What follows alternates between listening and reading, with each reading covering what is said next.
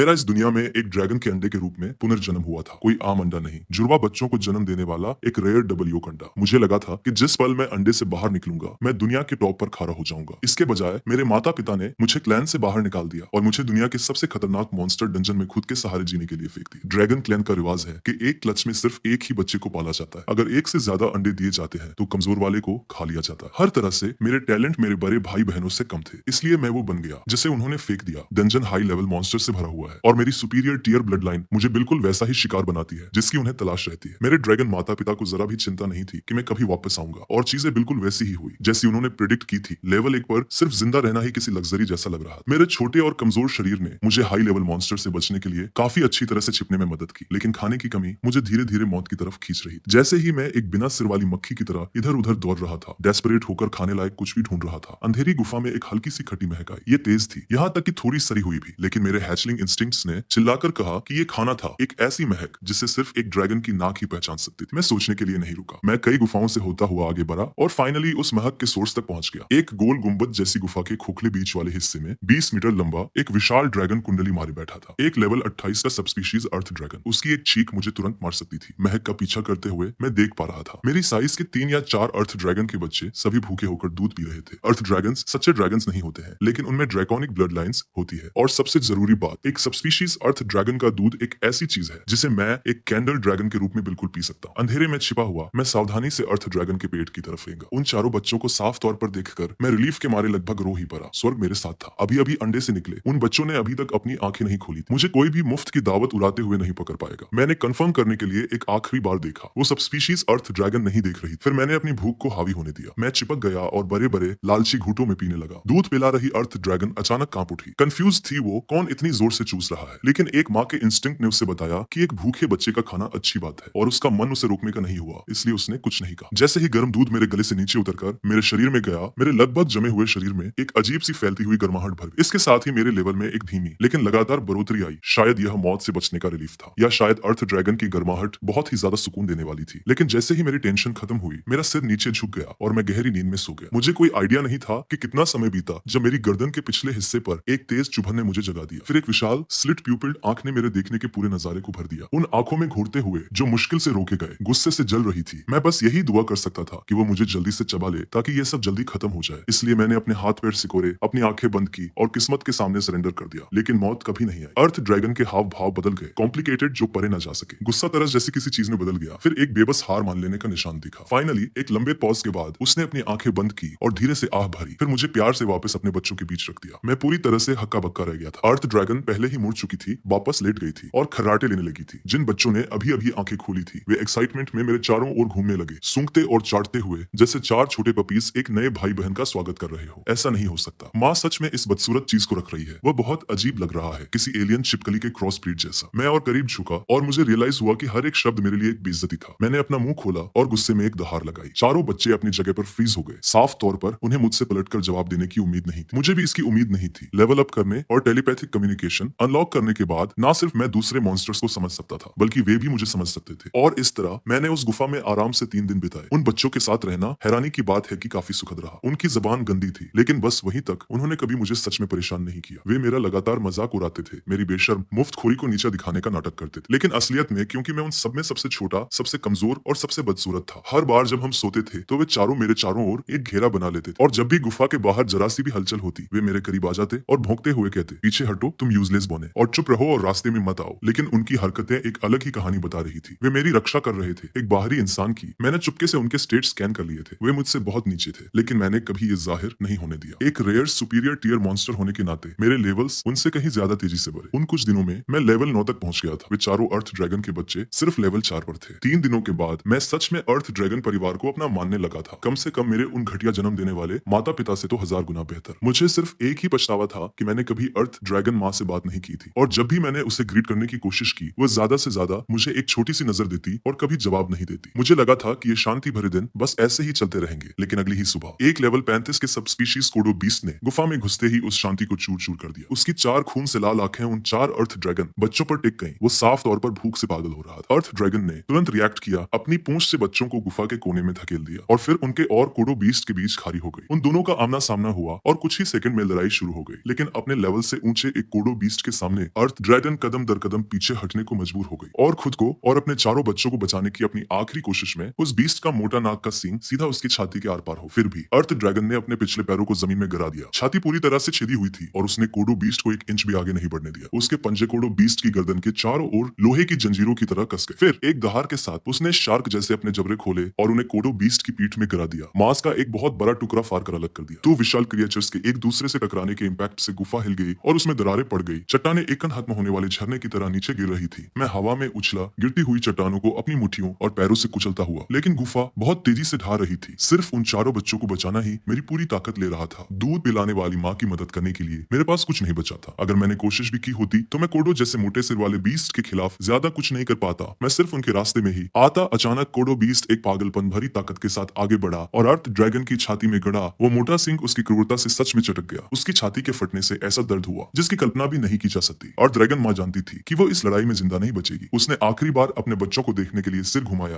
और जब उसने मुझे उन्हें बचाने के लिए डेस्परेट होकर लड़ते हुए देखा तो उसकी आंखों में एक शांत गर्माहट छा गई, जैसे कह रही हो तुम्हें ना खाना बिल्कुल सही फैसला था। फिर उसके खून से लाल आंखें पूरी तरह से खुल गई। उसने अपनी बची हुई हर एक बूंद ताकत को इकट्ठा किया और कोडो बीस्ट की खोपड़ी के पिछले हिस्से पर जोर से सिर दे मारा। इम्पैक्ट दुनिया को हिला देने वाला था। टकराते ही उसकी खुद की खोपड़ी धंस गई। उसका जबड़ा टूटकर चूर चूर हो गया। इतनी मोटी खाल वाला कोडो बीस्ट भी सिर के पिछले हिस्से पर हुए इस सुसाइडल स्ट्राइक को नहीं सह सका। एक भयानक आवाज के साथ उसकी खोपड़ी भी अंदर धस गई। दोनों विशाल बीस्ट ने दर्द भरी चीखें निकाली और जमीन पर गिर पड़े। लड़ाई खत्म होते ही गुफा का ढहना रुक गया। मैंने खुद को आजाद किया और अर्थ ड्रैगन के पास दौड़ा, लेकिन उसकी लगभग तबाह हो चुकी खोपड़ी ने मुझे सब कुछ बता दिया। वो पहले ही जा चुकी थी। मेरे बच्चे क्या, मेरे बच्चे ठीक है। ये पहली बार था जब मैंने अर्थ ड्रैगन माँ को बोलते हुए सुना था। उसकी जिंदगी अब बस बुझने वाली थी और उसके टूटे हुए जबड़े की वजह से हर एक शब्द बोलना एक स्ट्रगल था। उसके सवाल का सामना करते हुए मैंने अपनी छाती को चीर रहे उस गिल्ट को दबाने की कोशिश की, क्योंकि उसके चारों बच्चे मर चुके थे। उनमें से हर एक गिरती हुई चट्टान के नीचे कुचला गया था। वहाँ बहुत सारी चट्टानें थी और चाहे मैंने कितनी भी मुश्किल से लड़ाई लड़ी हो, मैं उन सबको नहीं रोक सकता था। अर्थ ड्रैगन के आखिरी हेडबट ने एक बहुत बड़ा कोलैप्स ट्रिगर कर दिया था और जहां मैं मुश्किल से जिंदा बच पाया था। वे चारों बच्चे वो दिन जो हमने साथ बिताए थे अभी भी मेरे दिमाग में एकदम ताजा थे और मैं पहले से ही उन्हें अपने सगे भाई बहनों की तरह मानने लगा था। बस कुछ ही मिनट पहले वे जिंदा थे और जिंदगी से भरे हुए थे और अब वे सब मलबे के नीचे दबी हुई थे और अब वे सब मलबे के नीचे दबी हुई रूहें बन गए थे। मेरे बच्चे क्या वे ठीक हैं? इम्पैक्ट में अर्थ ड्रैगन की आंखें तबाह हो चुकी थी। फिर भी उसने अपनी आखिरी सांस ये पूछने में लगा दी। उसकी आवाज में उनके लिए सिर्फ प्यार भरा था। गिल्ट की एक लहर मुझ पर टूट पड़ी जो मेरी छाती के अंदर एक बम की तरफ फट गई। मैंने अपने दांत इतनी जोर से भींचे कि मुझे लगा वे टूट जाएंगे। मैंने अपने दुख को निगला और अपनी आवाज को जितना हो सके उतना कोमल रखा। वे ठीक है, वे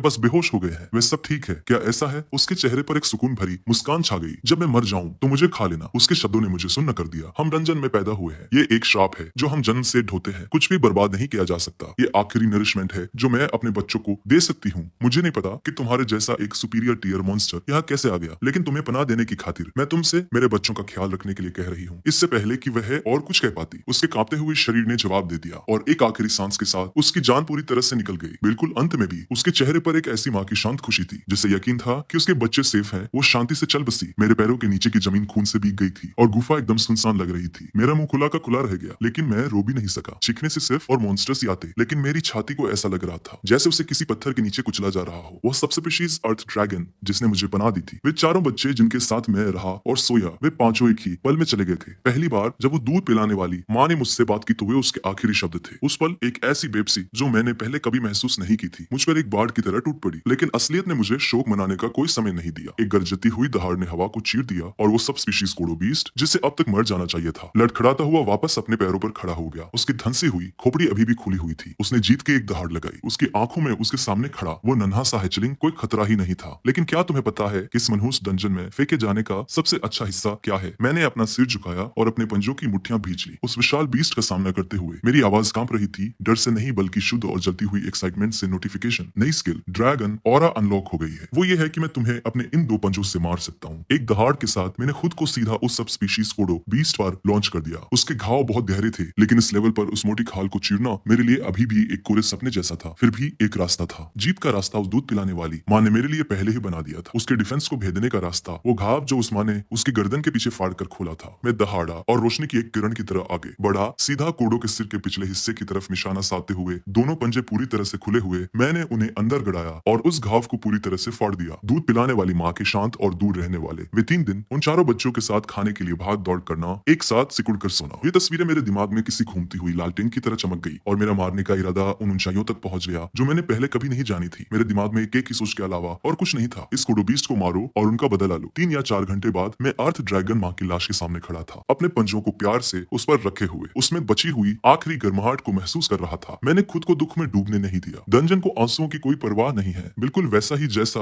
उस दूध पिलाने वाली माँ ने कहा था। डंजन में पैदा होने वाले मॉन्स्टर्स जन्म से ही एक श्राप लेकर आते हैं। मौत किसी भी पल आ सकती है और ये कोई अजीब बात नहीं है। मुझे बस एक ही पछतावा था कि मैं अपने चारों भाई बहनों को नहीं बचा पाया। दूध पिलाने वाली माँ, मैं तुम्हारे लिए और उन सभी के लिए जिंदा रहूंगा। मैंने अपना मुंह खोला और उस माँ के शरीर को काट लिया, मांस का एक टुकड़ा फाड़ा और उसे निगल लिया। मैंने अपनी सिसकियों को दबाया, हर एक बाइट के साथ अपने आंसुओं को निगलता रहा। जिससे मैं प्यार करता था उसका मांस इतना असहनीय रूप से कड़वा लग रहा था। मैंने अपनी पूरी ताकत से उसे जबरदस्ती निगल लिया। मैं चाहे कितना भी उल्टी करना चाहता था, मैं एक भी बाइट बर्बाद नहीं कर सकता था। मेरे पास कोई चॉइस नहीं थी। खून की महक दूसरे मॉन्स्टर्स को खींच लाएगी और वैसे भी कोई और उसे खा ही जाएगा। 3 दिन बाद मैं एक गुफा से बाहर निकला। मेरा लेवल सिर्फ 18 था, लेकिन एक सुपीरियर टियर मॉन्स्टर के ग्रोथ एडवांटेज की बदौलत मैं पहले से ही लेवल 30 के लोअर टियर मॉन्स्टर्स के खिलाफ डटकर खड़ा हो सकता था। मैंने अपने पंजों को एक तेज आवाज के साथ चटकाया और अपने मुंह के कोने को खींचकर लड़ाई के लिए तैयार एक टेढ़ी मुस्कान दी, अपने सामने फैले उस अंतहीन डंजन को घूरते हुए। आसपास 3 मॉन्स्टर्स हैं, एकदम सही टाइमिंग। मुझे फिर से भूख लगी है और इसके साथ मैंने अपना रास्ता लड़कर बनाने की तरफ अपना पहला कदम बढ़ाया। मुझे गुफा छोड़े हुए 5 दिन बीत चुके थे और आसपास के इलाके के हर एक माइनोटॉर का सफाया मेरे हाथों हो चुका था। आखिरी वाले को खत्म करने के बाद मेरा लेवल 20 पर पहुंच गया। Bing notice current level cap पहुंच गया है। एक्सपीरियंस गेन रोक दिया गया है। लेवल लिमिट बढ़ाने के लिए कृपया एक इवोल्यूशन पाथ चुनें। असेंडिंग कैंडल ड्रैगन एक जवान कैंडल ड्रैगन के लिए स्टैंडर्ड इवोल्यूशन जो ज्यादा माना कैपेसिटी देता है। माइनर कैंडल ड्रैगन एक जनरल पर्पस इवोल्यूशन जो तेज सेंसेज और तेज रिफ्लेक्सेस ऑफर करता है। डिग्रेडेड कैंडल ड्रैगन एक अनकन्वेंशनल इवोल्यूशन पाथ है। कठोर परिस्थितियों में कुछ समय तक जिंदा रहने के बाद यह अनलॉक होता है। यह ज्यादा वाइटलिटी और एजिलिटी देता है, लेकिन माना कैपेसिटी और फिजिकल ग्रोथ को लिमिट करता है। पॉप अप को देखते हुए मैंने पैटर्न समझ लिया। हर 20 लेवल एक टियर होता है। ऊपर जाने के लिए इवोल्यूशन जरूरी है, लेकिन जैसे ही मैं अपने ऑप्शंस के बारे में सोच रहा था, पीछे से मुझ पर एक बहुत भारी दबाव आकर टकराया। मेरा हर एक सर्वाइवल इंस्टिंक्ट पूरी तरह से अलर्ट हो गया। मैंने चारों ओर देखा और ना जाने कब मेरे ध्यान दिए बिना कम से कम 20 सब स्पीशीज कोडो बीस्ट ने मुझे घेर लिया था और उनके पीछे एक बहुत बड़ा कोडो आगे बढ़ा। उसका पूरा शरीर एक डरावना खून जैसा लाल combat specialized subspecies Kodo beast leader level 88 type rare near mid tier monster था। उन स्टैट्स ने मेरे अंदर एक सिहरन पैदा कर दी। जाल साफ बिछा हुआ था। कोडो बीस्ट लीडर ने जानबूझकर मुझे एक ट्रैप में फंसाया था। जो बात मुझे हैरान कर रही थी वो ये थी कि मेरा इस क्रिएचर के साथ कोई लेना देना नहीं था। हमारे बीच कोई दुश्मनी नहीं थी, तो कोडो बीस्ट अचानक मेरे पीछे क्यों पड़ा था? फिर मुझे समझ आया। मैंने टेलीपैथिक कम्युनिकेशन एक्टिवेट किया और बात करने के लिए तैयार हो गया। कोडो बीस्ट लीडर ने पहले एक ठंडी सांस छोड़ी, फिर बोला, मुझे उम्मीद नहीं थी कि हमारे इलाके में खाना चुराने वाला इतना छोटा सा बौना होगा। जिससे ये बात पक्की हो गई। माइनोटार कोडो बीस्ट का प्राइमरी खाना होते हैं और अपने शुरुआती दिनों में अपनी कॉम्बैट स्किल्स को तेज करने के लिए और अपनी ग्लटनी स्किल की वजह से जो मेरी भूख को बहुत ज्यादा बढ़ा रही थी, मैं कई दिनों तक बिना रुके माइनोटार का शिकार कर रहा था, जिसकी वजह से पूरे इलाके में उनकी संख्या में भारी कमी आ गई थी। इससे सीधे तौर पर इलाके के कोडो बीस्ट्स के लिए खाने की खतरनाक कमी हो गई। इसके बारे में सोचते हुए भी मैंने बस कंधे उचकाए। कमजोरी दिखाओगे तो कुचल दिए जाओगे,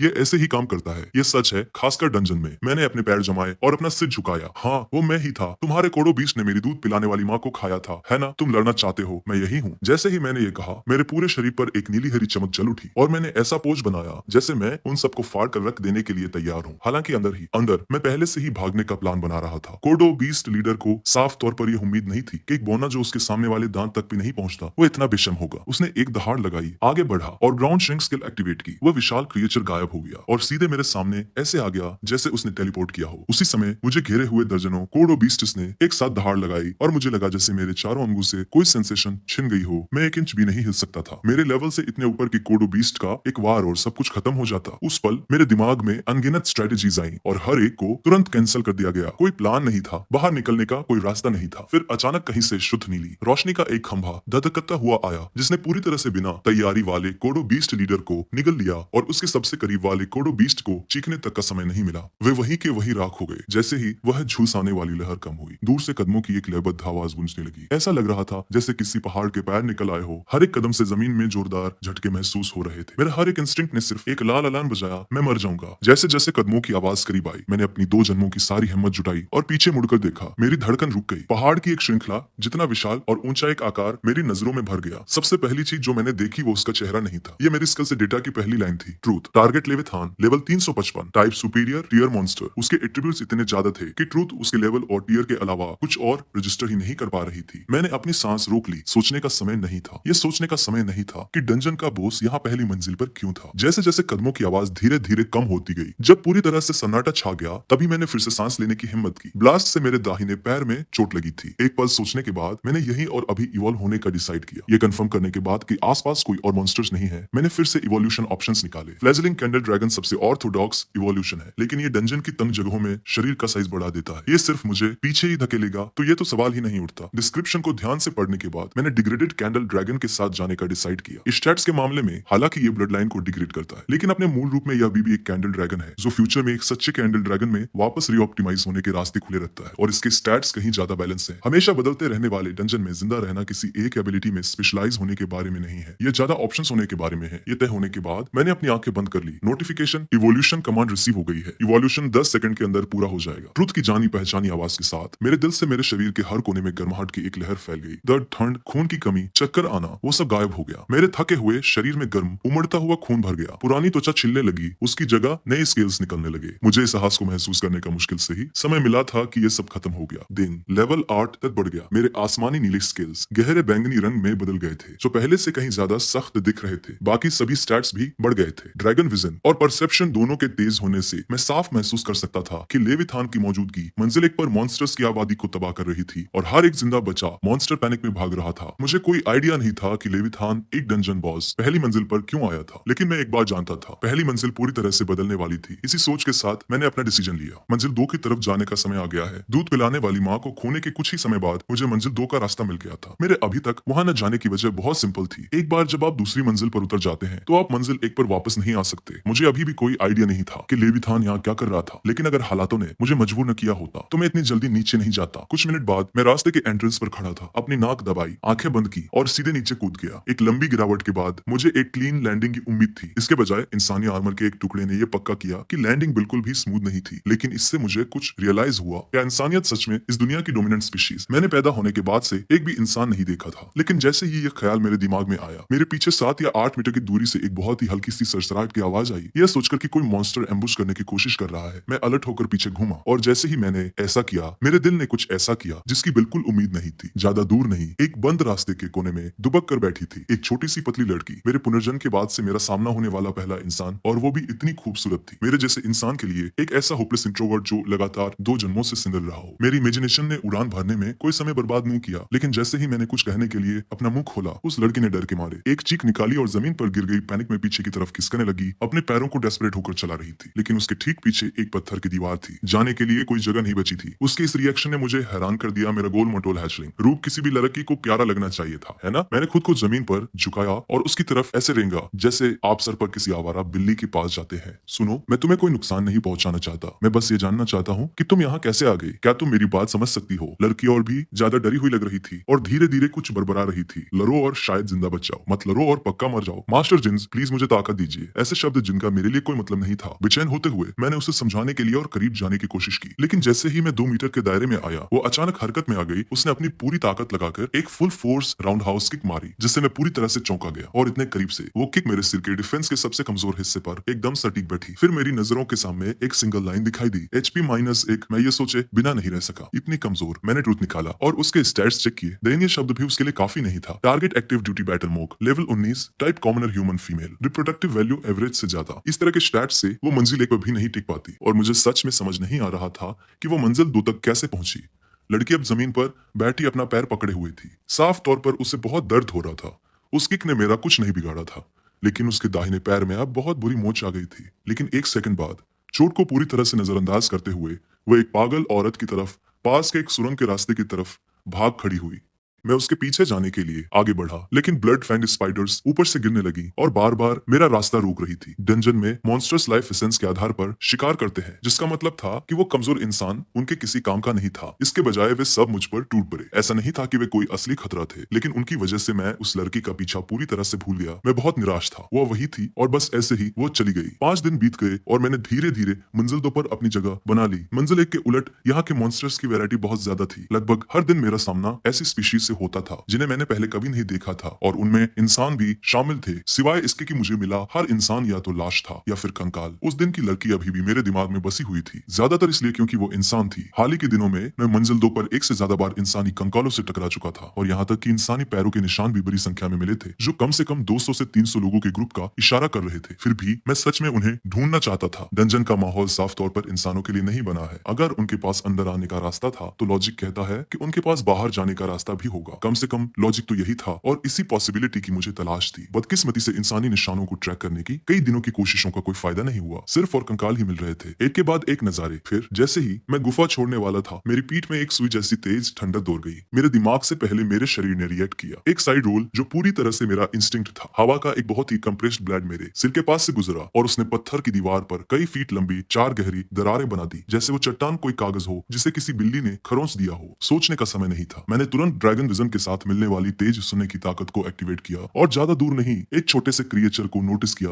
जो लगभग इम्पॉसिबल लगने वाली स्पीड से मेरी तरफ आ रहा था। जब तक मैं कुछ समझ पाता, वो क्रिएचर मेरी पीठ से 50 सेंटीमीटर से भी कम दूरी पर था। मेरी खोपड़ी सुन्न पर गई। पीछे मुड़कर देखने का भी समय नहीं था। एक और साइड स्टेप, नुकीले पंजों ने मेरे चेहरे के स्केल्स को बस बाल बाल छूते हुए खरोच दिया, और जब मैं रोल करके बचा तो मैंने पाया कि मेरे चेहरे पर 4 कट लग गए हैं, 2 वार, और तुम अभी भी सांस ले रहे हो। इसमें कोई हैरानी नहीं कि तुम में मेरे इलाके में घुसने की हिम्मत थी। लगता है तुम्हारे पास सच में कुछ स्किल है। अंधेरे में से एक लड़की की आवाज आई। वह 4 पैरों वाला क्रिएचर अंधेरे में छिपा हुआ था, और अपने पंजों से खून चाटने के बाद वही एक इंसान की तरह अपने पिछले पैरों पर खड़ा हो गया। मुझे लग रहा है कि तुम्हारे पास टेलीपैथिक कम्युनिकेशन स्किल है, तो हम बात कर सकते हैं। लेकिन चाहे जो भी हो, तुमने मेरे इलाके में कदम रखा है, इसलिए जिंदा वापस जाने की उम्मीद मत करना। म्याऊं। मैं उसे साफ तौर पर नहीं देख पा रहा था, लेकिन मैं बता सकता था कि वो क्रिएचर मुझ पर मुस्कुरा रहा था। जैसे ही वे शब्द खत्म हुए, वो फिगर मेरी तरफ अंधी कर देने वाली स्पीड से आई। इतनी तेज कि नंगी आंखों से उसे ट्रैक करना भी मुश्किल था। एक ही क्रिएचर से एक साथ दर्जनों लोगों से घिरे होने का एहसास मैंने कभी सपने में भी नहीं सोचा था कि मेरा सामना ऐसे दुश्मन से होगा जिससे निपटना इतना नामुमकिन होगा। जब तक मैं अपने वाइटल्स को बचा कर रखता और एक ही वार में मरने वाले अटैक से बचता, मैं जल्दी नहीं मरता। लेकिन इस क्रिएचर की अजीब स्पीड ने मुझे लगभग पूरी तरह से बेबस कर दिया था। अगर ऐसा ही चलता रहा तो आज नहीं तो कल मैं मारा ही जाऊंगा, और ये क्रिएचर साफ तौर पर मारने के इरादे से ही आई थी। एक न जीतने वाली सिचुएशन का सामना करते हुए मैंने बिना किसी झिझक के ट्रूथ में स्किल ट्री मैप निकाल लिया। मैंने पहले भी स्किल ट्री की स्टडी की थी। हालांकि ये कॉम्प्लेक्स लगता था, लेकिन ज्यादातर स्किल सिर्फ अपग्रेड्स या पहले से मौजूद स्किल्स की ही ब्रांचेस थी, और बिना जरूरी शर्तों को पूरा किए उन्हें अनलॉक नहीं किया जा सकता था। लेकिन बेस लेवल की स्किल्स, उन्हें मैंने बहुत पहले ही ऐसे ही किसी पल के लिए याद कर लिया था। अनलॉक ड्रैगन परसेप्शन, एक अनलॉक पॉइंट यूज हुआ। Unlock bet, unlock mental focus, एक अनलॉक पॉइंट यूज हुआ। Unlock date, unlock pulse, 5 unlock points use हुए। अनलॉक स्किल ट्री पर रोशनी की एक किरण दौड़ गई, जैसे ड्रैगन परसेप्शन और मेंटल फोकस के नोड जरूर उठे। मेरी आंखें झटके से खुली और पलक झपकते ही दुनिया अलग दिखने लगी। मैं घूमा और अपने पीछे की खाली हवा में मुक्का मारा। एक तेज इंपैक्ट और एक आफ्टर इमेज उड़ती हुई गई। बिना कुछ कहे मैंने ड्रैगन ब्रेथ के एक ब्लास्ट के साथ फॉलो अप किया। उस क्रिएचर को चीखने तक का समय नहीं मिला। नीली आग के एक सैलाब ने पल भर में पूरे अंडरग्राउंड कमरे को निगल लिया। मैंने अपनी सांस नॉर्मल की और जल्दी से अपने स्टैट्स चेक किए। इसकी कीमत बहुत ज्यादा चुकानी पड़ी, लेकिन इस बारे में सोचने का समय नहीं था। मैंने नोटिस किया कि मेरे एक्सपीरियंस पॉइंट्स बिल्कुल भी नहीं बढ़े थे, जिसका मतलब था कि टारगेट मरा नहीं था। मेरा दिल धड़कने लगा। व्हाइट ड्रैगन ब्रेथ का इतना करीब से लगना कोई छोटी बात नहीं थी। मैं आगे बढ़ा जब तक कि मैंने कोने में उस चूसे हुए क्रिएचर को नहीं देख लिया। तभी जाकर मेरे दिल को फाइनली कुछ सुकून मिला। लेकिन जैसे ही मैंने साफ तौर पर देखा कि वो क्या है, मेरे अंदर कुछ बहुत जोर से एंट किया। Mutant mongoose, level 51, humans type, legendary mid-tier monster, shape shifted form, reproductive value बहुत हाई। पॉप अप को घूरते हुए एक ऐसा दर्द जो मैंने पहले कभी महसूस नहीं किया था मेरी छाती में उठने लगा। मैंने लगभग एक मुंगूस को मार ही डाला था। मुंगूस डंजन की दूसरी मंजिल पर पाए जाने वाले एक कॉमन मॉन्स्टर है। दिखने में बिल्ली जैसे, लेकिन चेहरा इंसान के ज्यादा करीब और 2 पूंछ वाले। ये एक कॉमन मामूली मॉन्स्टर के अलावा और कुछ नहीं होना चाहिए था। लेकिन मैंने कभी सपने में भी नहीं सोचा था कि मेरा सामना एक ऐसे मंगूस से होगा जिसने अपना शेप शिफ्टेड फॉर्म पूरा कर लिया हो। बिल्ली के कानों और पूंछों को छोड़कर उसका हर एक हिस्सा पूरी तरह से इंसान जैसा दिख रहा था, चाहे आप उसे कैसे भी देखें। हालांकि उसके शरीर का 80% से ज्यादा हिस्सा जल चुका था, फिर भी आप समझ सकते थे कि वो पहले कैसी दिखती होगी। और मैं, जिसने कभी किसी दुश्मन को खत्म करने में झिझक नहीं दिखाई थी, मैंने खुद को आखिरी वार करने में बेब्स पाया। किस बात का इंतजार है, मुझे मार ही डालो म्याऊं। मुंगूस ने मुझे जलती हुई नफरत के साथ घूरा और मैंने खुद को सच में हैरान पाया। काफी देर सोचने के बाद मुझे फाइनली एक आधा अधूरा सा बहाना मिल ही गया। और मुझे इतना बिल्ली का मीट टेस्टी नहीं होता, बहुत खट्टा और फूला हुआ, और मुझे इतने दुबले पतले शिकार पसंद नहीं है। शेप शिफ्टेड नेवले ने एक ठंडी सांस छोड़ी। तुम्हें लगता है कि मैं बेबस दिख रही हूँ, इसलिए तुम्हें मुझे खाने में दया आ रही है। आज मुझे छोड़ दो और अगली बार मैं ही तुम्हें जान से मारूंगी। मैंने बिना कुछ सोचे उस धमकी को इग्नोर कर दिया। मुझे असल में जिस बात ने कंफ्यूज किया वो यह थी, तुमने अभी अभी मुझ पर हमला क्यों किया। मैं 24 घंटे लेवल 2 पर ड्रैगन और एक्टिव रखता हूँ। ये डैमेज नहीं देता, लेकिन यह दूसरे मॉन्स्टर्स को सिग्नल देता है कि मुझसे पंगा लेना ठीक नहीं है। इसलिए ज्यादातर मॉन्स्टर्स मुझ पर पहले हमला करने की हिम्मत नहीं करते। जब उसने कोई जवाब नहीं दिया तो मैंने अपना सवाल दोहराया। इस बार मेरी आवाज में थोड़ी सख्ती थी। उस लड़की के रूप वाले नेवले ने मुझे घूरा, साफ तौर पे वो जवाब नहीं देना चाहती थी। तुम मेरी टेरिटरी में आए और फिर तुमने मेरी टेरिटरी में सुसु कर दिया। मैं और किसे मारती? मैंने अपने पल के झपकाई, ये सोचते हुए कि मैं सबसे पहले इस गुफा में आया ही क्यों था। हाँ, मैं बिल्कुल वही कर रहा था। कैट टाइप्स में सच में टेरिटरी को लेकर बहुत खतरनाक फीलिंग होती है, लेकिन यह डंजन था। क्या बाहर के जानवरों वाले इंस्टिंक्ट सच में यहाँ भी आ सकते हैं? और मेन बात यह है कि फीमेल बिल्लियों में भी टेरिटोरियल इंस्टिंक्ट्स होते हैं। इतनी सी छोटी बात के लिए ये सब छोटी बात। तुम इतने पावरफुल हो, फ्लोर 2 पर तुम पक्का एक डोमिनेंट टीयर के मॉन्स्टर होगे और तुम्हें इतनी सी बेसिक बात भी नहीं पता। नाउ असल में मुझे डंजन में आए हुए 1 महीने से भी कम टाइम हुआ है। क्या इम्पॉसिबल? बाहर की दुनिया बहुत अच्छी है, जंगलों में घूमने की आजादी। कुछ को तो इंसान मॉन्स के तौर पर भी चुन लेते हैं, जिन्हें फिर कभी खाने की फिक्र नहीं करनी पड़ती। कोई इस तरह के मनहूस गड्ढे में क्यों आना चाहेगा? मायो, क्या सच में बाहर इतना अच्छा है? उस नेवले की बातों से मुझे लगभग हंसी आ गई। जंगली जंगल के मॉन्स्टर्स शायद कभी भूखे ना मरे, लेकिन डंजन की उस बैरम ट्रेनिंग के बिना वे पूरी तरह से बेब्स हो जाते हैं जब इंसान पूरी ताकत के साथ उनके लिए आते हैं। और जहां तक किसी का माउंट बनने की बात है, शायद कुछ इंसान अपने माउंट्स की अच्छी देखभाल करते हों, लेकिन ज्यादातर के लिए इसका मतलब है अपनी आजादी खो देना और बिना किसी रहम के अपनी पूरी कीमत चुकाना। पिंजरे में कटने का इंतजार कर रही किसी मुर्गी से कुछ भी अलग नहीं। डंजन में 1 महीना बिताने के बाद जो बात मुझे सबसे साफ तौर पर समझ आई है वो ये है, डंजन मॉन्स्टर्स के लिए एक स्लम है, लेकिन ये एक ऐसी जगह भी है जो सच में उन्हीं की है। मैंने उसे ये सब समझाने की कोई कोशिश नहीं की। लड़की के रूप वाला वो नेवला अब साफ तौर पर दर्द से तड़पने लगा था। तुम किसका इंतजार कर रहे हो? मैं हार गई, बस मुझे मार दो। क्या तुम्हें मुझे तड़पते हुए देखने में मजा आता है? म्याऊं। उसकी आवाज में डर का नामो निशान नहीं था, बल्कि वो किसी ऐसे इंसान की तरह लग रही थी जिसे फाइनली आराम करने की परमिशन मिल गई हो। इससे मुझे वो बात याद आ गई जो उस नर्सिंग मदर ने एक बार कही थी, हम मॉन्स्टर्स डंजन में पैदा होते हैं। ये एक ऐसा श्राप है जो हम पैदाइश से ही साथ लेकर चलते हैं। काफी लंबे टाइम तक मैंने टेलीपैथिक कम्युनिकेशन का यूज करने से खुद को रोका था, इस डर से कि मरते हुए मॉन्स्टर्स की मिन्नतें सुनकर मैं पिघल जाऊंगा। मैं चाहे जो भी बन गया हूँ, अंदर से मैं अभी भी एक इंसान ही था जिसमें एक बेसिक हमदर्दी और दया थी, लेकिन इस जगह पर वे फीलिंग्स मेरी जान ले सकती थी। शायद ये बात कुछ और ही थी, लेकिन उस नेवले की उस बेचारी और दयनीय हालत को देखकर मैं खुद को हिचकिचाता हुआ पा रहा था। हालांकि मैं इतना बेवकूफ नहीं था कि उसे ऐसे ही जाने दूं ताकि किसी दिन वो वापस आकर मुझे ही मार दे। जैसे ही मैंने उसे खत्म करने के लिए अपना पंजा उठाया, एक भयानक धमाके ने डंजन को हिलाकर रख दिया और मेरा पंजा हवा में ही रुक गया। फिर डंजन का पूरा सेकंड फ्लोर बहुत बुरी तरह कांपने लगा, जैसे दुनिया अपनी जगह से खिसक रही हो। वे इंसान फिर से शुरू हो गए, वे सच में मरना चाहते हैं। उस नेवले के उन शब्दों ने मेरे अंदर एक्साइटमेंट की एक लहर दौड़ा दी। मैंने तुरंत पूछा, कौन से इंसान? कुछ टाइम पहले ही इंसानों ने डंजन को क्लियर करने की एक और कोशिश की थी और वे फिर से फ्लोर 2 के बॉस के हाथों बुरी तरह कुचले गए। म्याऊं। कुछ ऐसे लोग जो लीडर्स जैसे लग रहे थे, वे ग्रुप के सबसे छोटे मेंबर्स के साथ वहां से भाग निकले। बाकी के ज्यादा ताकतवर लोग वहीं रुक गए और फ्लोर 2 पर फंस गए। तब से वे फ्लोर 2 को पार करने और वहां से भागने की कोशिश कर रहे हैं, लेकिन वे बॉस को कैसे हरा सकते हैं? म्याऊं। उनकी हर एक कोशिश में उनके और लोग मारे जाते हैं। इतनी बड़ी शॉक वेव। शायद वे सब मिलकर एक आखिरी और डेस्परेट कोशिश कर रहे हैं। सिर्फ कुछ ही लाइनों में उसने कई ऐसे शब्द बोल दिए थे जो मेरे लिए सबसे ज्यादा मायने रखते थे। जैसे ही मैं और जानने की कोशिश करने वाला था, मेरे बगल की चट्टान वाली दीवार अंदर की तरफ फट गई और एक गोल्डन ग्रेट सोर्ड पकड़े हुए एक हैंडसम जवान लड़का दीवार तोड़ते हुए अंदर आ गिरा। मेरा पहला जिंदा इंसान। मुझे तुरंत शौक लगा। उस जवान लड़के ने मुझे और नेवले को उसी पल देख लिया और उसके एक्सप्रेशंस जम गए और उसने तुरंत उस गड्ढे की तरफ वापस चिल्लाकर कहा जहां से वो टूटकर अंदर आया था, कैप्टन, यहाँ कंपेनियन मॉन्स्टर्स हैं, मैं इन्हें संभाल लूंगा, आप बॉस पर फोकस करिए, मॉन्स्टर्स को मुझ पर छोड़ दीजिए। इसके साथ ही उसने एक ऐसा स्टांस लिया जो साफ कह रहा था कि हम दोनों में से कोई एक ही जिंदा बचकर जाने वाला है। उसकी आंखों में जलती हुई उस नफरत ने मुझे सच में कंफ्यूज कर दिया। मैंने एक्सप्लेन करने के लिए मुश्किल से अपना मुंह खोला ही था। जब उस जवान लड़के ने मुझे बोलते हुए सुना तो शांत होने के बजाय वो और भी ज्यादा भड़क गया। उसे तुरंत ठंडा पसीना आने लगा और वो बरबराने लगा, एक मिथिक टीयर का जुवेनाइल मॉन्स्टर। अगर हमने इसे यहीं खत्म नहीं किया तो अगली बार जब हम इस फ्लोर पर आएंगे तो हमें ऐसे 2 मॉन्स्टर्स का सामना करना पड़ेगा। हम जिंदा वापस नहीं जा पाएंगे। जो लोग हमारे बाद आएंगे उनकी खातिर मुझे इसे यही रोकना होगा, भले ही इसके लिए मेरी जान ही क्यों न चली जाए। मेरे दिमाग में फ्रस्ट्रेशन की एक आंधी सी दौड़ गई। क्या तुम अभी सीरियस हो? तुम्हारा वो छोटा सा मोनोलॉग लगभग रुला देने वाला था। मेरी तो लगभग आंखों में आंसू ही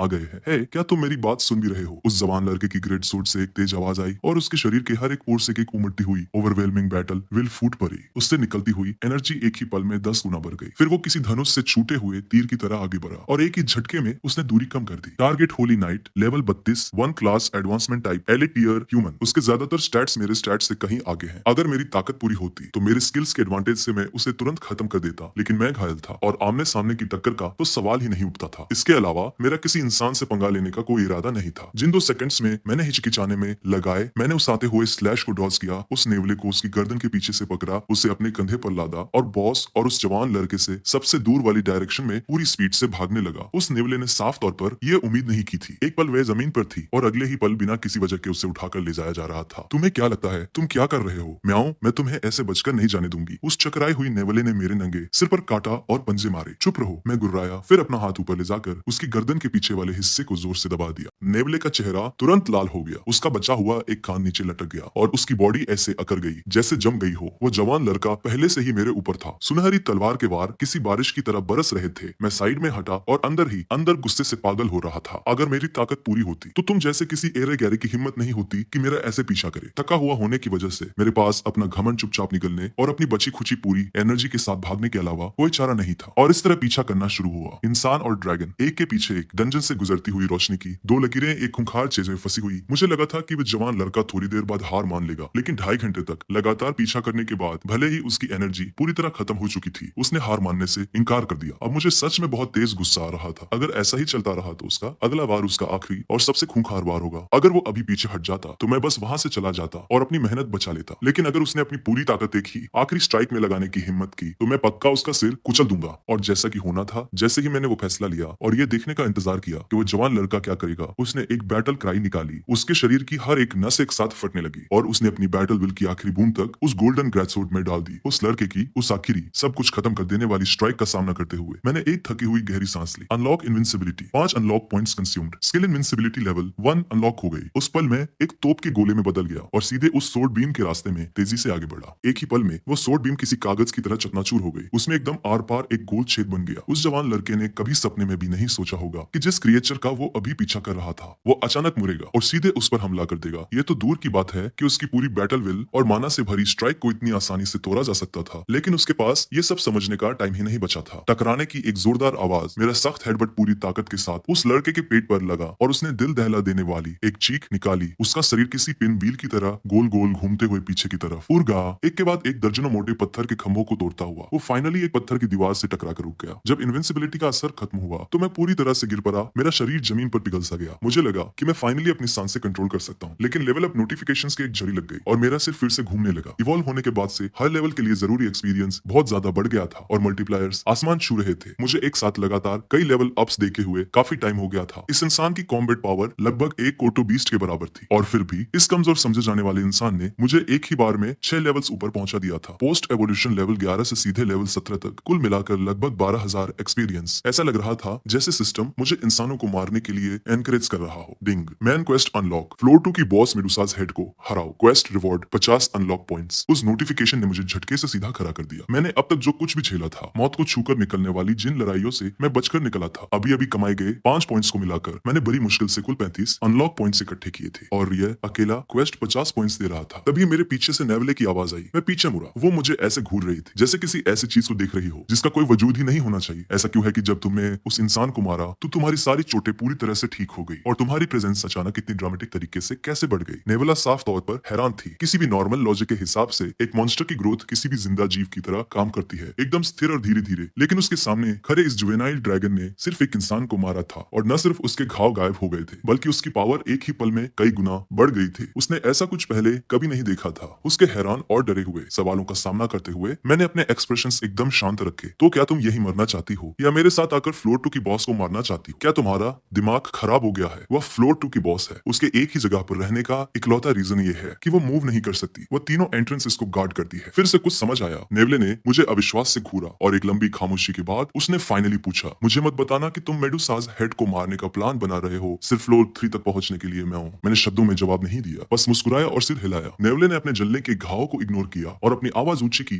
अपनी करंट स्ट्रेंथ के साथ, तुम बिना पसीना बहाए मुझे भी कुचल सकते हो। जब तक तुम मेडुसाज हेड के पास नहीं जाते तुम इस पूरे फ्लोर पर बिना किसी रोक टोक के राज कर सकते हो। बिना किसी वजह के खुद को खतरे में क्यों डालना? मैं हूँ। तुमने अभी अभी मेंशन किया था कि वे इंसान फ्लोर 2 की बॉस से लड़ रहे हैं क्योंकि वे डंजन से बाहर निकलने की कोशिश कर रहे हैं। सही कहा ना? जैसे ही मेरे ये शब्द बाहर आए नेवला पूरी बात समझ गई। मुझे मत बताना कि तुम सच में डंजन से बाहर निकलना चाहते हो। मैं सब कुछ समझते हुए मुस्कुराया। तो और गहराई में जाना ही बाहर निकलने का असली रास्ता है। बताओ तुम डंजन से बाहर कैसे निकलते हो? क्या तुम बातों में फंसाकर मुझसे उगलवाने की कोशिश कर रहे हो? मैं हूँ। तो क्या हुआ अगर मैं ऐसा कर रहा हूँ? तुमने पहले ही मुंह से बात निकाल दी है। बेहतर होगा कि मुझे पूरी बात ही बता दो। मैं तुम्हारी मदद क्यों करूँ? नेवला भड़क गई। ठीक है मत करो। इत्तेफाक से मेरे पास एक ऐसी स्किल है जो सीधे दिमाग को एक्सेस कर सकती है। हालांकि इस प्रोसेस में काफी दर्द होता है। अगर तुम नहीं बोलोगी तो मैं खुद ही अंदर जाकर देख लूंगा। नेवले का चेहरा पीला पड़ गया। डंजन में इस तरह की स्किल्स कोई अनसुनी बात नहीं है। फ्लोर 3 के बाद से कुछ खास साइकिक टाइप के मॉन्स्टर्स इनका इस्तेमाल करने के लिए जाने जाते हैं। उसे डगमगाते हुए देखकर मैंने इसका फायदा उठाया। अगर तुम मुझे बताती हो और मेरे साथ काम करने के लिए राजी हो जाती हो तो मैं न सिर्फ तुम्हें जिंदा छोड़ूंगा बल्कि तुम्हारी हर एक चोट को हील कर दूंगा। एक हाथ से दो और दूसरे हाथ से डराओ। मुझे पता था कि ये कैसे काम करता है। मेरे पास असल में मेमोरी एक्सट्रैक्शन स्किल है, लेकिन इसकी कीमत 20 अनलॉक पॉइंट्स है। अगर मैं उन्हें खर्च करने से बच सकता तो मैं पक्का बचता। इन शब्दों पर नेवले का कान फरका। एक लंबे पॉज के बाद उसने मेरी नजरों से नजरें मिलाई, थोड़ी चौकन्नी लेकिन क्यूरियस। तुम्हारा तुम्हारा मतलब सच में वही है म्याऊ? मैंने अपनी छाती ठोंकी। किया हुआ वादा वापस नहीं लिया जा सकता। हमारी बातचीत के दौरान मुझे पता चला कि असल में डंजन के अंदर आने और बाहर जाने के कई रास्ते हैं। इंसान सबसे ज्यादा स्पैटियल ट्रांसफर मैजिक का इस्तेमाल करते हैं, लेकिन मॉन्स्टर्स के लिए वो मैजिक सीखना लगभग इम्पॉसिबल है। एक मॉन्स्टर्स के लिए जो डंजन में फंस गया है, बाहर निकलने का सिर्फ एक ही रास्ता है। फ्लोर 1 से लड़ते हुए पूरे फ्लोर 5 तक जाओ, और एक बार जब तुम फ्लोर 5 के फाइनल बॉस को हरा दोगे तो तुम डंजन से बाहर निकलकर बाहरी दुनिया में जा सकते हो। लेवाइथन की लगभग ना हिलाई जा सकने वाली पावर के बारे में सोचकर मैं कांपने से खुद को रोक नहीं पाया। तुम्हारे चेहरे का ये लुक, क्या तुमने सच में लेवाइथन को कहीं देखा है? म्याऊ। मैंने सिर हिलाया और फिर वो सवाल पूछा जो मुझे परेशान कर रहा था। क्या तुमने ये नहीं कहा था कि डंजन का हर फ्लोर एक अलग स्पेस है, कि मॉन्स्टर्स उनके बीच अपनी मर्जी से आ जा नहीं सकते? वो रूल लेवाइथन पर लागू नहीं होता। म्याऊ। वो एक एंशिएंट गॉड का माउंट था, पूरे डंजन का सबसे पावरफुल जीव। वो डंजन के हर फ्लोर के बीच अपनी मर्जी से आ जा सकता है और उसे कोई नहीं मार सकता, उसे कोई नहीं रोक सकता। म्याऊ। वो डंजन में सिर्फ इसलिए रहता है क्योंकि वो खुद ऐसा चाहता है। तो तुम्हारा बाहर जाने का यह सपना, अगर सच कहूं तो ये एक ख्याली पुलाव के अलावा और कुछ नहीं है। म्याऊ। अपनी बात खत्म करते ही नेवले की ताकत पूरी तरह जवाब दे गई और वह हफ्ते हुए जमीन पर गिर पड़ी। उसके घाव बहुत गहरे थे और उसकी हेल्थ हर पल गिरती जा रही थी। इस हिसाब से उसकी सांसें रुकने में शायद मुश्किल से 10 मिनट बचे थे। उससे मौत के मुहाने पर झूलता हुआ देखकर मैंने सोचा और हील स्किल और कंडेंसेट पर 4 अनलॉक पॉइंट्स खर्च करने का फैसला किया और नेवले की हर एक चोट को हील कर दिया।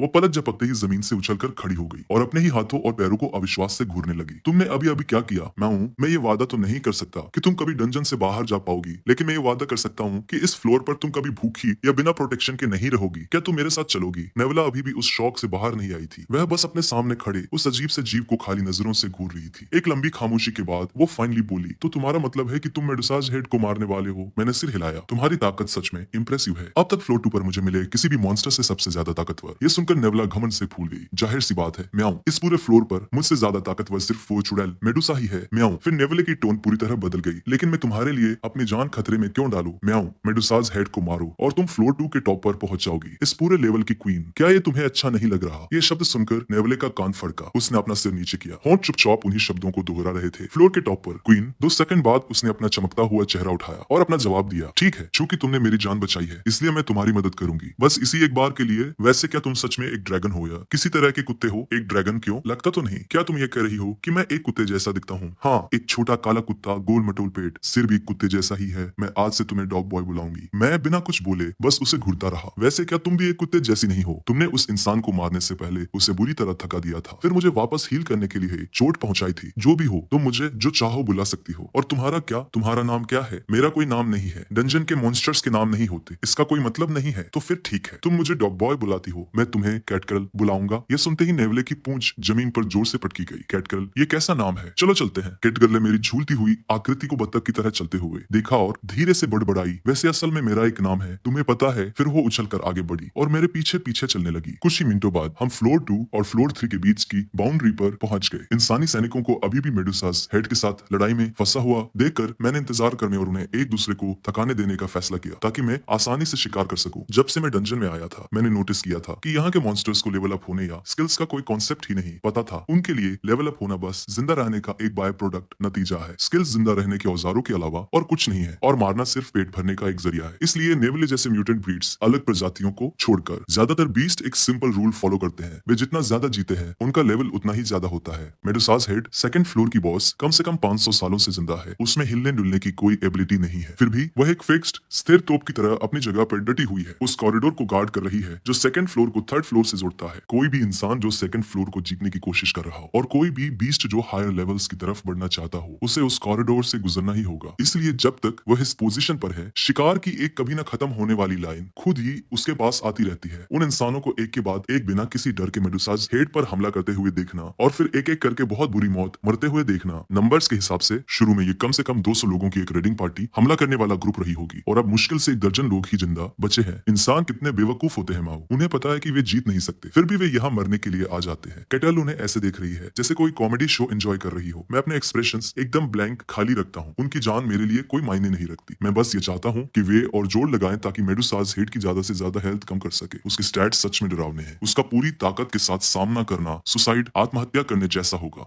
इंसानों की वेव टैक्टिक्स, लहरों की तरह हमला करने की तकनीकें फेल हो गई है, लेकिन मेडुसास हेड को सच में काफी डैमेज हुआ है। आने वाले काफी लंबे टाइम तक वो फिर से इतनी कमजोर नहीं होगी और मेरा यहाँ मौजूद हर एक इंसान को मरने देने का कोई इरादा नहीं है। जो लोग जिंदा बचे हैं वे अभी भी मेरे काम आ सकते हैं। अब तक सिर्फ 9 इंसान बचे हैं। मैं सोचने के लिए हर एक सेकंड का यूज करता हूँ, हर पॉसिबल स्ट्रेटेजी, संभव रणनीति को पूरी स्पीड से अपने दिमाग में दोहराता हूँ। मेडुसास हेड का परसेप्शन, महसूस करने का स्टैट 8000 है। सरप्राइज अटैक का तो सवाल ही नहीं उठता, लेकिन सीधे सीधे सामना करना, यहाँ तक कि उसकी अभी की कमजोर हालत में भी जीतने का कोई चांस नहीं देता। आखिर में मैं अपने सारे अनलॉक पॉइंट्स कॉमेट स्ट्राइक में डालने का फैसला करता हूँ और फिर उसकी हेल्थ बार को चीरने के लिए अपना सबसे भयानक वार करूंगा। उसके बाद मैं उसे एक लंबी और थका देने वाली लड़ाई में हराऊंगा। बस यही जीतने का इकलौता रास्ता है। मैं अपना हर एक अवेलेबल अनलॉक पॉइंट लगा देता हूँ। यह आर या पार की लड़ाई है, उस युवा नाइट के साथ मेरी लड़ाई। और उसके बाद मैंने जो कुछ भी देखा है उससे मुझे पता है कि ये इंसान मौत के डर के बिना लड़ते हैं। जब उनके पास कोई रास्ता नहीं बचेगा तो वे एक आखिरी सुसाइडल चार्ज, आत्मघाती हमला करेंगे। जैसे ही मैं सोचना खत्म करता हूँ, जिंदा बचे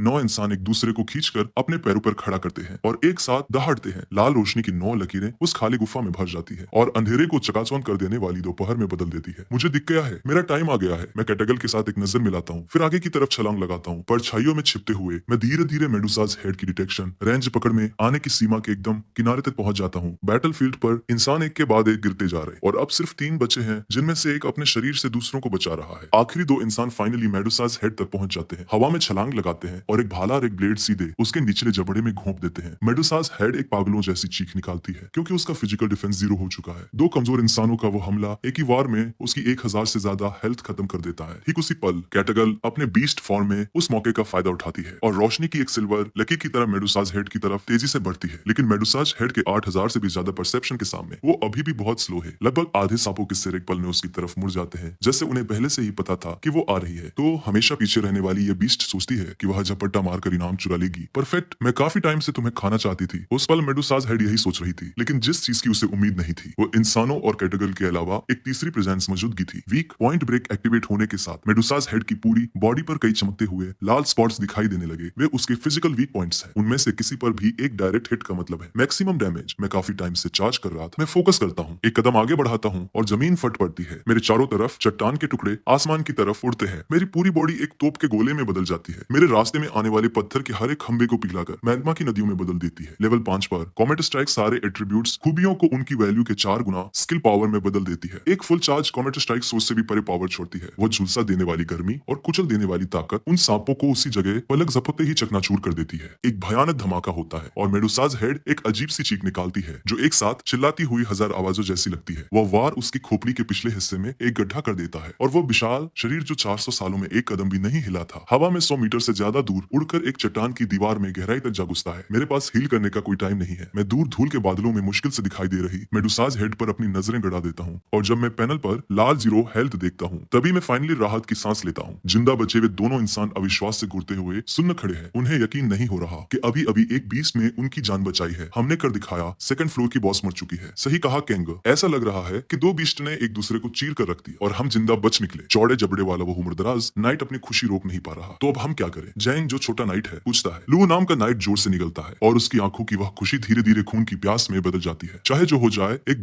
बीस्ट ही होता है। ये ड्रैगन टाइप का बीस्ट छोटा है, लेकिन मैं उसके कोर से निकल रहे प्रेशर को महसूस कर सकता हूँ। अगर इसे बढ़ने दिया गया तो यह पूरी इंसानियत के लिए एक खतरा बन जाएगा। ये कहते हुए लुओ जमीन से एक टूटी हुई तलवार उठाता है और लंगड़ाते हुए उस कमजोर कैंडल ड्रैगन की तरफ बढ़ता है। हम कभी इस नरक से जिंदा बाहर नहीं जा पाएंगे, लेकिन मेडुसास हेड और इस ड्रैगन दोनों को मारना यह उन लोगों के लिए सबसे बड़ा तोहफा होगा जो हमारे बाद आएंगे। जैंग एक पल के लिए हिचकिचाता है, लेकिन फिर भी वही जमीन से एक हथियार उठा लेता है। मैं उनकी हर एक बात सुनता हूँ। जिस थाली में खाते हैं उसी में छेद करते हैं। इन इंसानों पर इस कहावत से बेहतर और कुछ सूट नहीं करता, लेकिन मुझे इससे कोई फर्क नहीं पड़ता क्योंकि यह हमेशा से मेरे प्लान का हिस्सा था। कॉमेट स्ट्राइक ने मेरे स्टेमिना की आखिरी बूंद तक निचोड़ ली थी। इस हालत में रिकॉर्ड ठीक होने का सबसे फास्ट तरीका लेवल अप होना है। इंसान कमजोर होते हैं लेकिन एक्सपीरियंस पॉइंट से भरे होते हैं। वैसे भी मैं रिकवर होने के लिए उन्हें मारने ही वाला था। अगर उन्होंने थैंक्स बोला होता तो मेरी इंसानियत की वजह से शायद मैं ऑकवर्ड अजीब फील करता। उनका ये धोखा मेरे लिए इससे बेहतर और कुछ नहीं हो सकता था। लेकिन जैसे ही वे दोनों नाइट्स हमला करने के लिए आगे बढ़ते हैं और मैं काउंटर जवाबी हमला करने के लिए तैयार हूँ। जिस चट्टान की दीवार में मेडुसास हेड अभी कुछ पलों पहले टकराई थी, वहां से एक कान फाड़ देने वाला धमाका होता है। वो बाहर की तरफ फटती है और एक बहुत बड़ा सांप लोगों को बीच से 2 टुकड़ों में काट देता है। मैं उस सांप को तुरंत पहचान लेता हूँ। ये मेडुसास हेड के सांप वाले बालों में से एक है और उसी पल मुझे सब समझ आ जाता है। इसीलिए मेडुसास हेड को मारने के बाद भी मेरे एक्सपीरियंस पॉइंट्स बिल्कुल ऊपर नहीं गए। हर तरफ से सांपों की फूफकार करीब आने लगती है। इस डंजन में मैंने जो सर्वाइवल इंस्टिंक्ट्स बनाए हैं वे तुरंत एक्टिव हो जाते हैं। एक ड्रैगन का पंजा सीधे सीने के आर पार हो जाता है। लेवल अप पूरा हुआ। मेरी हालत एक ही पल में वापस एकदम पीक पर आ जाती है। ये क्या हो रहा है? म्याऊं, क्या मेडुसाज हेड पहले ही नहीं मर गई थी? ये सांप अभी भी जिंदा कैसे है? मेरे सिर में एक सिहरन सी दौड़ जाती है। मुझे अभी अभी कुछ समझ आया है। हमारे साथ खेल खेला गया है। वो इंसानी सिर का आकार सिर्फ एक धोखा था। असली शरीर वे सैकड़ों सर्पेंट डेमन्स हैं जिनसे उसके बाल बने हैं। वो खोपड़ी तो बस एक हब है, कनेक्शन और रिजनरेशन का एक नोड। अभी सैकड़ों सर्पेंट डेमन्स दो ग्रुप्स में बन जाते हैं। आधे मेरी तरफ आते हैं, आधे कैटगरल के पीछे जाते हैं। वे इतने सारे हैं कि हर पल हर एंगल से हमला कर रहे हैं। और सबसे बुरी बात, वे सभी सैकड़ों सर्पेंट डेमन्स एक ही जीव माने जाते हैं। उनमें से मुट्ठी भर को मारने से कोई फर्क नहीं पड़ता, लेकिन एक रास्ता है। मैं आराम से एक सर्पेंट डेमन को फाड़ कर टुकड़े टुकड़े कर देता हूँ। फिर कैटगल की तरफ देखता हूँ। अपनी फुर्ती के फायदे के बावजूद वो सिर्फ 5 या 6 को ही काट पाई है। मुझे पता है कि अगर ऐसा ही चलता रहा तो हम लड़ते लड़ते खत्म हो जाएंगे। मैं कैटगर्ल को अपनी आंखों से करीब आने का इशारा करता हूँ। इस रूप में मेडुसाज हेड की कॉम्बैट पावर बहुत ज्यादा ऊपर चली गई है, लेकिन उस खोपड़ी वाले कनेक्टर के बिना उसने अपना रीजनरेशन और मैजिक रेजिस्टेंस भी खो दिया है। सारे सर्पेंट डेमन्स का सफाया करने के लिए एक wide range area take. Medusa's head को हमेशा के लिए मारने के लिए बस इतना ही काफी है, और इत्तेफाक से मेरे पास बिल्कुल वही स्किल है, वाइड ड्रैगन ब्रेथ। ये सबसे पावरफुल ऑफेंसिव स्किल है जिसके साथ हर ड्रैगन पैदा होता है जो अपने आसपास की हर चीज को भारी एरिया डैमेज देती है। कॉमेट स्ट्राइक के साथ मिलकर ये सारे पर्सनल स्टैट्स, हेल्थ और माना को रॉ अटैक पावर में बदल देती है। इसका नुकसान यह है कि इसे यूज करने के बाद मैं मौत के कगार पर पहुंच जाता हूँ। जब तक कि कोई और रास्ता न बचे मैं कभी भी इस मूव का इस्तेमाल नहीं करूंगा। कैटगर्ल अब मेरे पास से जैसे ही वो मुझ तक पहुंचती है मैं उसे ड्रैगन के पंजे से थप्पड़ मारकर दूर कर देता हूँ, जबकि मेरे चारों तरफ 200 से ज्यादा सर्पेंट डेमन्स हर तरफ से करीब आ रहे हैं। मैं अपने पैर जमाता हूँ, एकदम रुक जाता हूँ और अपना जबड़ा पूरा खोलता हूँ। एक ही पल में गुफा के हर कोने में नीली लपटें फूट पड़ती है। 200 से ज्यादा सर्पेंट डेमन्स को रिएक्ट करने का मौका भी नहीं मिलता। वे उस धधकती हुई गर्मी में पूरी तरह निगल ले जाते हैं, लेकिन उन सांपों को जलकर राख होते हुए देखकर मुझे बिल्कुल भी राहत महसूस नहीं होती, क्योंकि जब वो हीट वेव फाइनली खत्म होती है तो मुझे अभी भी मेडुसा की मौत से कोई एक्सपीरियंस नहीं मिलता। जैसे ही मैं ज्यादा होती हुई सावधानी के साथ अपने आसपास स्कैन करता हूँ, एक सुनहरा सर्पेंट डेमन चट्टानी फर्श से फूटकर बाहर आता है। उसके जबड़े खुले हुए हैं और वो सीधे मेरे माथे के बीचों बीच निशाना लगा रहा है। वो इतनी तेजी से मूव करता है कि मुझे मुश्किल से उसकी बस एक परछाई ही दिख पाती है। मेरी अभी की हालत में एक डायरेक्ट हिट का मतलब सीधे मौत होगा, लेकिन एकदम आखिरी सेकंड में कैटगर जो चट्टानों के पीछे थी अचानक खुद को आगे फेंकती है और अपनी बॉडी से मुझे कवर कर लेती है। हड्डी टूटने की एक भयानक आवाज आती है जब वो सुनहरा सांप कैटगर्ल के हाथ को जोर से जकड़ लेता है, जिससे उसके पहले से ही बहुत कम हेल्थ पॉइंट्स सिंगल डिजिट्स में आ जाते हैं। दर्द को बर्दाश्त करते हुए कैटगर्ल अपनी बची खुची पूरी ताकत लगाकर उस सांप को 3-4 टुकड़ों में फाड़ देती है और उन्हें हवा में उड़ा देती है। मैं देखने के लिए ट्रुथ एक्टिवेट करता हूँ और ये जानकर शॉक रह जाता हूँ कि यह मेडुसाज हेड का कोर बीस्ट था। इससे भी ज्यादा यकीन न करने वाली बात यह थी कि मुझे इस बेवकूफ सी बिल्ली ने बचाया था। मैं उसकी टूटे हुए हाथ को घूरता हूँ। सच में बहुत कंफ्यूज हूँ। तुमने मुझे क्यों बचाया? किसी भी लॉजिक से सबसे सही मूव यह होता कि तुम कोर बीस्ट को मुझे मारने देती और फिर खुद उस कोर बीस्ट को खत्म कर देती। कैटगर्ल का चेहरा पीला पड़ गया है, लेकिन वह जबरदस्ती स्माइल करती है। क्या हमारी डील नहीं हुई थी?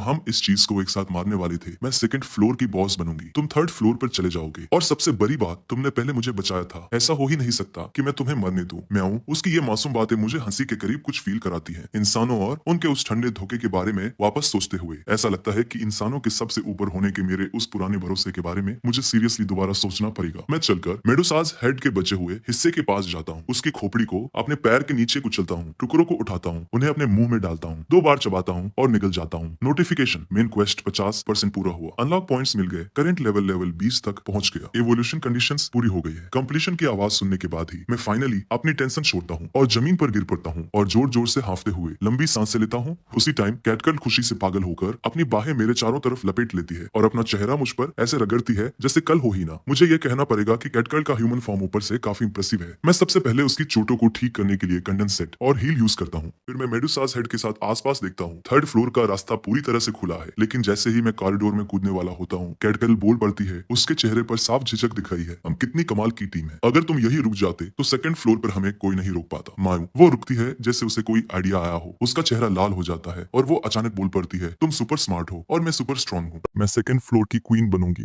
और तुम मेरे रॉयल स्ट्रेटेजिस्ट बनोगे। मैं थोड़ा हैरान हूँ। मुझे नहीं पता कि इस बिल्ली के दिमाग में ऐसा कुछ ख्याल कैसे आया। मैं कंधे उचकाता हूँ। जो भी हो, मुझे हमेशा से नीला आसमान और गर्म धूप ज्यादा पसंद रही है। यह कहकर मैं आगे कदम रखता हूँ और सीधे कॉरिडोर में कूद जाता हूँ। कैटगर्ल मेरे पीछे आने की कोशिश करती है, लेकिन मेरी आवाज पहले ही नीचे के रास्ते से ऊपर आ रही होती है। सेकंड फ्लोर पर अब ऐसा कुछ नहीं बचा है जो तुम्हें नुकसान पहुंचा सके। फिर मिलेंगे कैटगर्ल। दूसरों के लिए थर्ड फ्लोर का कॉरिडोर किसी डेथ सेंटेंस जैसा हो सकता है, लेकिन मेरे लिए यह आजादी का इकलौता रास्ता है। अगले ही सेकंड मुझे अपने फैसले पर पछतावा होता है। फर्स्ट फ्लोर एक पथरीली गुफा थी। सेकंड फ्लोर एक कीचड़ से भरा अंडरग्राउंड गड्ढा था, लेकिन मैंने जो कभी नहीं सोचा था वह यह है। थर्ड फ्लोर फ्लोर बर्फ का एक बहुत बड़ा खुला हुआ वर्ल्ड है। जहाँ तक नजर जाती है रफली 150 डिग्री के टेम्परेचर के साथ सिर्फ बर्फ और सफेदी के अलावा कुछ नहीं है। मैं जल्दी से सेकंड एवोल्यूशन ऑप्शंस खोलता हूँ। एक नजर डालते ही मेरी आंखें फटी रह जाती है। पहली तीन चॉइसेस पहले जैसी ही हैं, लेकिन मेरी हैरानी का ठिकाना नहीं रहता जब एक चौथा ऑप्शन सामने आता है। Minor ice dragon, extreme cold conditions में रेयर रेड ब्लड लाइन, जो कॉन्शियसनेस की गहराई में हीट सोर्सेस के लिए एक इंटेंस ऑब्सेशन से ट्रिगर होता है। एक लो probability evolution path, innate skill,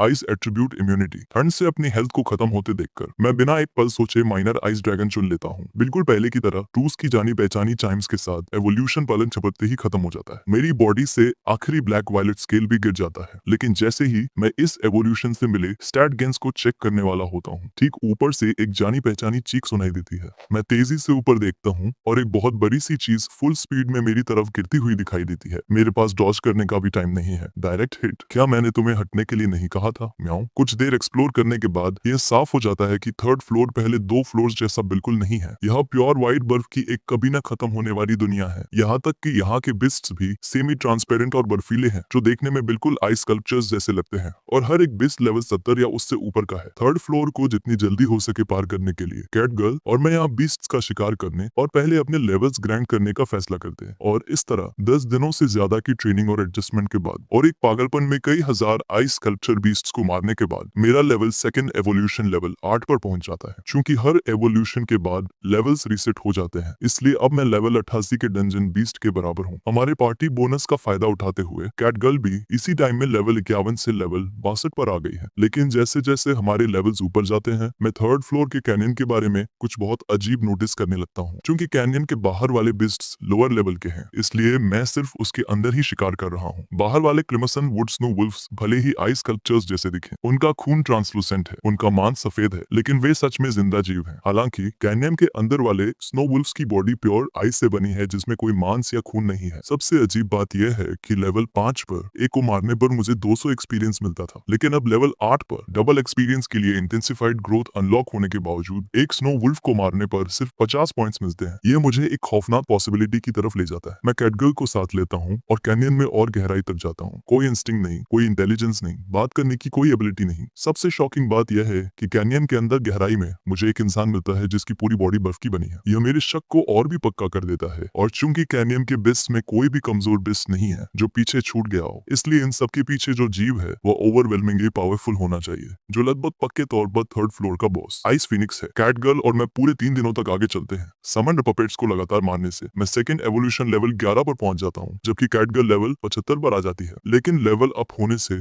तुम्हारी बॉडी रिस्टोर होती है, दिमाग नहीं। कैट गर्ल, जिसने मुश्किल से ही आराम किया है, हर कदम पर लड़खड़ा रही है। मेरी तो बस हो गई। म्याऊं, क्या हम प्लीज थोड़ा ब्रेक ले सकते हैं? थर्ड फ्लोर का बॉस बस आने ही वाला है। उसे मारने के बाद आराम करेंगे। अगर तुम थक गई हो तो तुम यहाँ रुक सकती हो। तुम्हारी स्पीड के हिसाब से तुम 1 घंटे के अंदर मुझ तक पहुंच जाओगी। यह सुनकर कैट गर्ल मुंह बनाती है। वह साफ तौर पर मुझे अकेला नहीं छोड़ सकती, इसलिए वह दांत पीसती है और आगे चलती रहती है। डॉग बॉय, तुम कुछ दिनों से थोड़ा अजीब बिहेव कर रहे हो। म्याऊं, तुम बॉस को मारने पर इतना क्यों तुले हुए हो? क्योंकि मैं जल्दी लेवल अप होना चाहता हूँ। लेवाइथन को मारकर इस नर्क से बाहर निकलना चाहता हूँ। मेरे रीजन सिंपल है। मैं चाहे जो भी बन जाऊं, अंदर से मैं अभी भी एक इंसान ही हूँ। मुझे एक शांत और पीसफुल लाइफ चाहिए। यह डंजन कभी मेरी जगह नहीं था। कैट गर्ल को देखकर लगता है जैसे वह कुछ कहना चाहती है। तभी आगे जाकर कैनियन एक बहुत बड़े खुले मैदान में बदल जाता है। मेरे कदम रुक जाते हैं। तुम क्यों रुक गए? म्याऊं, क्या तुम्हें थर्ड फ्लोर का बॉस मिल गया? कैट गर्ल भी वहीं देखती है जहाँ मैं देख रहा हूँ। वहाँ एक खुले मैदान में एक बहुत बड़ा आइस फिनिक्स बर्फ के एक घोंसले के बीचों बीच बिना हिले बैठा है, जैसे वह शुरू से हमारा ही इंतजार कर रहा हो। Target ice Phoenix, level 176, type player near, superior beast, breeding value exceptionally high. यह यकीन करना मुश्किल है कि यह सिर्फ थर्ड फ्लोर का बॉस है, लेकिन सिर्फ नंबर्स अपने आप में कोई मायने नहीं रखते। यही तय करते हैं कि कौन जीतता है और कौन मरता है। मैं आगे कदम बढ़ाता हूँ। मेरी हैरानी का ठिकाना नहीं रहता जब आइस फिनिक्स पहले बोलती है, तुम मेरी शांति भंग करने क्यों आए हो? चूंकि वो बात करने के लिए तैयार है, मैं भी जवाब देता हूँ। फोर्थ फ्लोर का रास्ता तुम्हारे घोंसले के ठीक नीचे है ना? हम फोर्थ फ्लोर की तरफ जा रहे हैं। अगर तुम किनारे हट जाओ तो आज हम में से किसी को भी मरने की जरूरत नहीं है। आइस फिनिक्स अपनी क्रिस्टल जैसी साफ आंखें घुमाती है और एक लंबे पॉज के बाद बोलती है, मैं बस अपने बच्चे के साथ अनंत काल तक ही रहना चाहती हूँ। तुम्हें मेरी शांति क्यों भंग करनी है? मैं उसके नीचे देखता हूँ। वहाँ एक छोटा आइस फिनिक्स पड़ा है जो सिर्फ हड्डियों का ढांचा है। क्या वो तुम्हारा बच्चा है? आइस फिनिक्स जवाब नहीं देती। वो बस उस छोटे से कंकाल को असीम प्यार से नीचे देखती है, जैसे वो बच्चा अभी भी जिंदा हो। मेरे पास इसके लिए कोई पेशेंस नहीं है और मुझे उसकी परिस्थितियों में कोई दिलचस्पी नहीं है। मैं अपना स्टांस लेता हूँ और लड़ने के लिए तैयार हो जाता हूँ। कैटगर्ल ये सब देखती है और आइस फिनिक्स से लड़ने में हिचकिचाती हुई लगती है। किसी हमदर्दी जल्दी या क्यूरियोसिटी की वजह से नहीं, बल्कि सिर्फ इसलिए क्योंकि उसे नहीं लगता कि हम जीत सकते हैं। लेकिन मुझे अभी इन सबसे कोई मतलब नहीं है। तुम्हारे और तुम्हारे बच्चे के बीच जो भी हुआ, मैं बस 4th फ्लोर तक पहुंचना चाहता हूँ। मेरे ये शब्द सुनकर आइस फिनिक्स अपना सिर उठाती है और मेरी तरफ कुछ कुछ गर्माहट के साथ देखती है और अपने उसी न समझ में आने वाले तरीके से आगे कहती है, मैं समझ गई, तुम भी मेरे प्यारे बच्चे के खेलने का साथी बनना चाहते हो। मेरे पेशेंस की आखिरी बूंद भी खत्म हो गई। मैंने बात करना बंद कर दिया। पल्स की ताकत का इस्तेमाल करते हुए मैं एक ब्लू ग्रीन तोप के गोले में बदल जाता हूँ और अपनी पूरी ताकत के साथ आइस फिनिक्स से टकराता हूँ। मैं अपना जबड़ा पूरा खोलता हूँ और वॉइड ड्रैगन ब्रेथ पल्स के लगातार 3 ब्लास्ट फायर करता हूँ। कैटकर तेजी से अपने दोनों आगे वाले पंजे घुमाती है और एक साथ दर्जनों विंड ब्लेड्स छोड़ती है। हमारे अटैक साइज फिनिक्स पर किसी तूफान की तरह बरसते हैं और उसकी हेल्थ को काट कर सिर्फ एक चौथाई कर देते हैं। लेकिन मुझे कोई खुशी महसूस नहीं होती, सिर्फ डर बढ़ता जा रहा है, क्योंकि जब से लड़ाई शुरू हुई है आइस फिनिक्स ने कोई काउंटर अटैक नहीं किया है। वो अपनी जगह से हिली तक नहीं है, किसी खंबे की तरह बिना किसी हरकत के वहीं खड़ी है। हम उस पर चाहे जो भी हमला करे, मेरे कॉम्बैट इंस्टिंक्ट्स मुझे रुकने के लिए चीख रहे हैं। लेकिन जैसे ही मैं वॉइड ड्रैगन ब्रेथ का आखिरी ब्लास्ट फायर करने वाला होता हूँ, कैनियन की दीवारों की दरारों से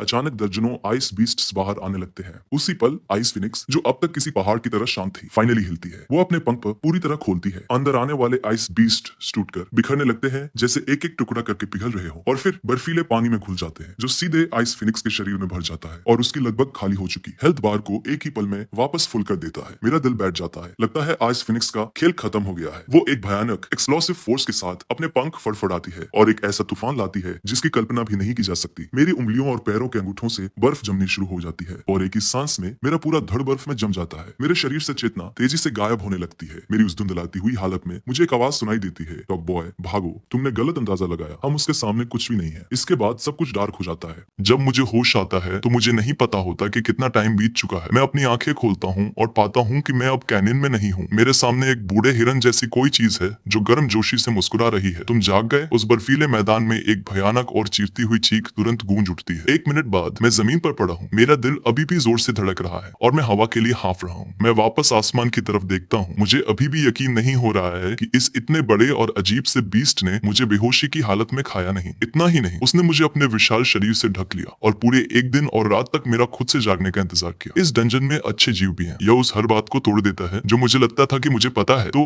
क्या तुमने मुझे बचाया? मैं सावधानी से पूछता हूँ। वह बिना बालों वाला बीस्ट सच में हैरान लगता है। तुम कम्युनिकेट कर सकते हो, तुम्हें पता है, टेलीपैथी भी। मैं थोड़ा ऑकवर्ड तरीके से सिर हिलाता हूँ। क्या मैंने अभी जोर से नहीं बोला? वह गंजा सिर एक तरफ झुक जाता है। मेरी माफी, मैं इतने लंबे समय से जिंदा हूँ कि मेरी याददाश्त थोड़ी कमजोर हो गई है। लेकिन जिसने तुम्हें बचाया वो मैं नहीं था, वह तुम्हारी दोस्त थी। यह सुनकर मैं पलके झपकाता हूँ, वह तुम्हारा नेवला। तुम कैसे भूल सकते हो नेवले को? मुझे याद आता है कि आइस फिनिक्स के उस जमा देने वाले ऑरा ने मेरे पूरे शरीर को बर्फ में जकड़ लिया था। लेकिन ठीक उसी पल कैटगर्ल आगे आई, दौड़कर मेरे पास आई और अपनी आखिरी बची हुई ताकत लगाकर मुझे आइस फिनिक्स के घोंसले से बाहर फेंक दिया और चिल्लाते हुए कहा, डॉग बॉय आओ और मुझे बचाओ। उस बात का पूरा बोझ मुझ पर आ गिरता है। मैं घुटनों के बल गिर जाता हूँ। मेरी छाती में ऐसा लगता है जैसे किसी अनदेखी मुट्ठी ने उसे जकड़ लिया हो और कुचल दिया हो। वो खौफनाक सच और उसके साथ आने वाली वो बेबसी एक लहर की तरह मुझ पर टूट पड़ती है और मुझे अंदर खींच लेती है। अगर मैं थोड़ा सा भी ज्यादा सावधान होता तो ऐसा कुछ नहीं होता। अगर कैटगर्ल नहीं होती तो आइस फिनिक्स के हाथों मरने वाला मैं होता। तुम्हारी उस बिल्ली ने तुम्हें आइस वैली के किनारे पर फेंक दिया था और मैं इत्तेफाक से वहीं से गुजर रहा था। सच कहूं तो तुम्हारे जैसे कैलिबर का कोई बीस्ट 3rd फ्लोर पर दिखे, ऐसा हुए काफी टाइम हो गया है। इसलिए मैंने सोचा क्यों ना तुम्हें अंदर ले आऊं। जब मैं डार्क वैली वॉर में लड़ा था तब मेरा भी एक ऐसा ही दोस्त था, लेकिन तुम इतने उदास नहीं लग रहे हो। क्या वो बिल्ली तुम्हारी दोस्त नहीं है? वो बूढ़ा बीस्ट अपना सिर झुकाता है, थोड़ा कंफ्यूज है। वो एक बेवकूफ बिल्ली है। उसने तुम्हारी जान बचाने के लिए अपनी जान जोखिम में डाल दी। तुम इतने बेफिक्र कैसे लग सकते हो? मैं क्या कर सकता हूँ? मैं मुड़ता हूँ और आइस वैली की तरफ चल देता हूँ। वो बूढ़ा बीस्ट तुरंत मेरे सामने आ जाता है। तुम मुझे क्यों रोक रहे हो? क्योंकि मुझे एक जवान बीस्ट सीधे अपनी मौत की तरफ जाता हुआ दिख रहा है। तुम्हें रोकना एक एल्डर की ड्यूटी है। कैटगर्ल मर चुकी है और वो मेरी वजह से मरी है। उसका बदला लेना मेरी जिम्मेदारी है। मेरे शब्द सख्त और साफ गूंजते हैं जो एक पक्के इरादे से भरे हुए हैं। वो बूढ़ा बीस्ट कुछ नहीं कहता। उसकी नजरें थोड़ी नीचे झुक जाती है। मेरे ड्रैगन के दोनों पंजों की मुट्ठियां इतनी कसकर बंधी हैं कि पोरों के बीच से खून रिस रहा है। वो बूढ़ा बीस्ट सब कुछ समझते हुए मुस्कुराता है जैसे कोई अच्छी याद ताजा हो गई हो। एक लंबे पल के बाद वो बोलता है, क्या हो अगर मैं तुमसे कहूँ कि तुम्हारी दोस्त मरी नहीं है? वे शब्द मेरे लिए किसी लाइफ लाइन की तरह काम करते हैं। मैं तेजी से मुड़ता हूँ और उस बूढ़े बीस्ट को एक गर्म स्माइल के साथ मुझे देखते हुए पाता हूँ। ये कोई झूठ नहीं लगता। आइस फिनिक्स के पपेट्स में एक असाधारण रूप से हाई डिग्री का रियलिज्म होता है। ऐसा इसलिए है क्योंकि उसकी समनिंग टेक्निक एक रेयर आर्ट है जिसे बॉर्न फ्लेश सब्स्टिट्यूशन कहा जाता है। पुराने जमाने से लेकर अब तक सिर्फ 10 से भी कम जीवों के पास ये स्किल रही है। ये दुनिया की सबसे रेयर एबिलिटीज में से एक है। नॉर्मली समन किए गए क्रिएचर्स अपने ओरिजिनल से कमजोर होते हैं, लेकिन बोन फ्लेश सब्स्टिट्यूशन ऐसे क्रिएचर्स बना सकता है जो अपने ओरिजिनल्स के बराबर या उनसे भी ज्यादा ताकतवर हो, क्योंकि ये कॉपी नहीं करता, ये कब्जा करता है। ये एक क्रिएचर को फंसाता है और उसे मार देता है, लेकिन लेकिन उसकी आत्मा को बचा लेता है, उसके दिमाग को मिटा देता है और बर्फ से उसके शरीर को दोबारा बनाता है। ये समनिंग कम और पपेट बनाना ज्यादा है, इसीलिए उसके समन किए गए क्रिएचर्स को मारने पर भी एक्सपीरियंस पॉइंट्स मिलते हैं। आइस वैली में तुम्हारा जिस भी बीस्ट से सामना हुआ, बिना किसी एक्सेप्शन के वो आइस फिनिक्स का एक पपेट है। हर्ड फ्लोर काफी लंबे टाइम से पूरी तरह आइस फिनिक्स के कंट्रोल में है। पीछे छूटे हुए कुछ कमजोर बीस्ट उसको छोड़कर, जिसके पास भी जरा सी भी ताकत है, उसे आइस फिनिक्स के पपेट्स में बदल दिया गया है। यह सच इतना बड़ा है कि इसे समझना लगभग नामुमकिन सा लग रहा है, लेकिन इन सब बातों का कैडगर के अभी भी जिंदा होने से क्या लेना देना है? मैं कंफ्यूज होकर पूछता हूँ। वो बुजुर्ग बीस्ट आगे कहता है, बोन फ्लेश सब्स्टिट्यूशन पावरफुल है, लेकिन इसकी कमजोरी यह है कि ये बहुत धीरे काम करता है। ये शिकार की बॉडी को सेलुलर लेवल पर थोड़ा थोड़ा करके रिप्लेस करने के लिए आइस एट्रीब्यूट्स का यूज करता है, तभी पूरी आत्मा को सही सलामत बचाया जा सकता है। उस बिल्ली के स्टैट्स को देखते हुए इस प्रोसेस में लगभग 2 हफ्ते लगेंगे। आइस फेनिक्स को 2 हफ्तों के अंदर मार दो और उस बिल्ली को हीलिंग मैजिक से वापस लाया जा सकता है। 2 हफ्ते मेरे अंदर एक ही पल में उम्मीद की लहर दौड़ जाती है। मेरे हीलर की मौत ने मुझे पहले ही एक बहुत बड़ा शॉक दिया था। अगर कैटगर्ल भी मर गई तो वो गिल्ट मुझे जिंदगी भर सताता रहेगा। यह न्यूज मेरे लिए प्योर एड्रेनालिन के शॉट की तरह काम करती है। अगर कैटगर्ल का पकड़ा जाना मेरी लापरवाही थी तो उसे बचाना मेरी जिम्मेदारी है। थैंक यू एल्डर, मुझे पता है कि मुझे क्या करना है। वह बुजुर्ग दिल खोलकर हंसता है। मैं बस बहुत लंबे टाइम से जिंदा हूँ। किसी जवान कैंडल ड्रैगन पप का मिलना बहुत रेयर है, इसलिए मैंने तुम्हारी मदद की, ज्यादातर बस इसलिए कि मेरे पास करने के लिए कुछ हो। ये बात मुझे एकदम सुन्न कर देती है। अभी मुझे एक माइनराइज्ड ड्रैगन दिखना चाहिए। कैंडल ड्रैगन की ब्लड लाइन 2 एवोल्यूशंस के नीचे दब चुकी थी। इस बुजुर्ग बीस्ट ने इसके आर पार कैसे देख लिया? तभी मुझे कुछ और भी गलत लगता है। इस बीस्ट ने अभी कहा था कि 3rd फ्लोर पर कमजोर बीस्ट को छोड़कर हर चीज को आइस फिनिक्स के पपेट्स में बदल दिया गया है, लेकिन इतना विशाल बीस्ट पक्का कोई पीछे छूटा हुआ कमजोर जीव नहीं है। तो ये आइस फिनिक्स की पकड़ से कैसे बच निकला? उस बुजुर्ग बीस्ट की आंखों में एक शरारती चमक आ जाती है, जैसे उसने मेरा दिमाग रीड कर लिया हो। क्या तुम्हारे पास भी ट्रुथ नाम की वह रेयर स्किल नहीं है? वह सच में एक ओवर पावर्ड एबिलिटी है। पुराने जमाने से लेकर अब तक तुम्हारे अलावा मैंने सिर्फ एक गॉड के पास ही वो स्किल देखी है। तुम अभी ट्रुथ का यूज क्यों नहीं करते और खुद ही क्यों नहीं देख लेते? मैं शौक से परे हूँ। मैंने कभी नहीं सोचा था कि इसे मेरी ट्रुथ स्किल के बारे में भी पता होगा। तो फिर मेरी बदतमीजी को माफ करें एल्डर। मैं खुद को संभालता हूँ, अपना सिर उठाता हूँ और इस विशाल अजीब बीस्ट पर ट्रुथ एक्टिवेट करता हूँ। जैसे ही डेटा क्लियर होता है, मेरी आंखों के सामने अंधेरा छा जाता है। मेरे पैर जवाब दे जाते हैं और मैं सीधा जमीन पर गिर पड़ता हूँ, क्योंकि मेरे सामने खड़ा ये अजीब सा दिखने वाला बीस्ट एक सुप्रीम डिवाइन बीस्ट है, जिसका लेवल लेवाइथन से भी ज्यादा है। Target Babylon level 413 type supreme divine beast. तुम असल में कौन हो? मेरी आवाज अनकंट्रोलेबल तरीके से कांप रही है, लेकिन बेबलोन सिर्फ मुस्कुराता है और कुछ नहीं कहता। वो गहरे नीले आसमान की तरफ देखता है। उसके होंठ एक शांत स्माइल में मुड़ जाते हैं, जैसे वो बहुत पहले की कोई खूबसूरत चीज याद कर रहा हो। एक लंबी खामोशी के बाद वो बरबराता है, एक बार मैंने 1 मिलियन डेमन गॉड से लड़ाई की थी। अपनी उंगलियों की एक चुटकी से मैंने सुबह को शाम से अलग कर दिया था। अब मैं अकेला चलता हूँ, सेटिस्फाइड हूँ और अभी भी भुला दिए जाने पर खुश हूँ। पता चलता है कि जब गॉड से पहली बार डंजन बनाया था तो उन्होंने इसे डुअल बॉस स्ट्रक्चर के साथ डिजाइन किया था, लेकिन टाइम बीतने के साथ जब बेबीलोन लड़ाइयों और उसके सारे मामलों से थक गया और जैसे जैसे उसकी उम्र ढलने लगी, वो 3rd फ्लोर पर चला गया, जो उन सब में रहने के लिए सबसे सही था, और बहुत ज्यादा ताकतवर लेवाइथन को डंजन पर अकेले राज करने के लिए छोड़ दिया। उसके इस छोटे से इंट्रोडक्शन के बाद मैं बस एक रूखी सी स्माइल ही दे पाता हूँ। इस डंजन में अभी आधा रास्ता भी पार नहीं किया है और मेरा सामना पहले ही दोनों फाइनल बॉसेस से हो चुका है। यह मेरी अच्छी किस्मत है या नहीं, मैं सच में नहीं कह सकता, लेकिन कम से कम लेवाइथन के उलट बेबीलोन बात करने के लायक है और उसके अंदर कोई दुश्मनी नहीं है। एल्डर, क्या मैं सच में आइस फिनिक्स को हरा सकता हूँ और कैटगर्ल को बचा सकता हूँ? बेबीलोन तुरंत कोई जवाब नहीं देता। उसे और लेवाइथन को डंजन के फाइनल बॉसेस के रूप में एक साथ रखे जाने का रीजन सिंपल है। लेवाइथन ताकत का प्रतीक है और बेबीलोन बुद्धिमानी का।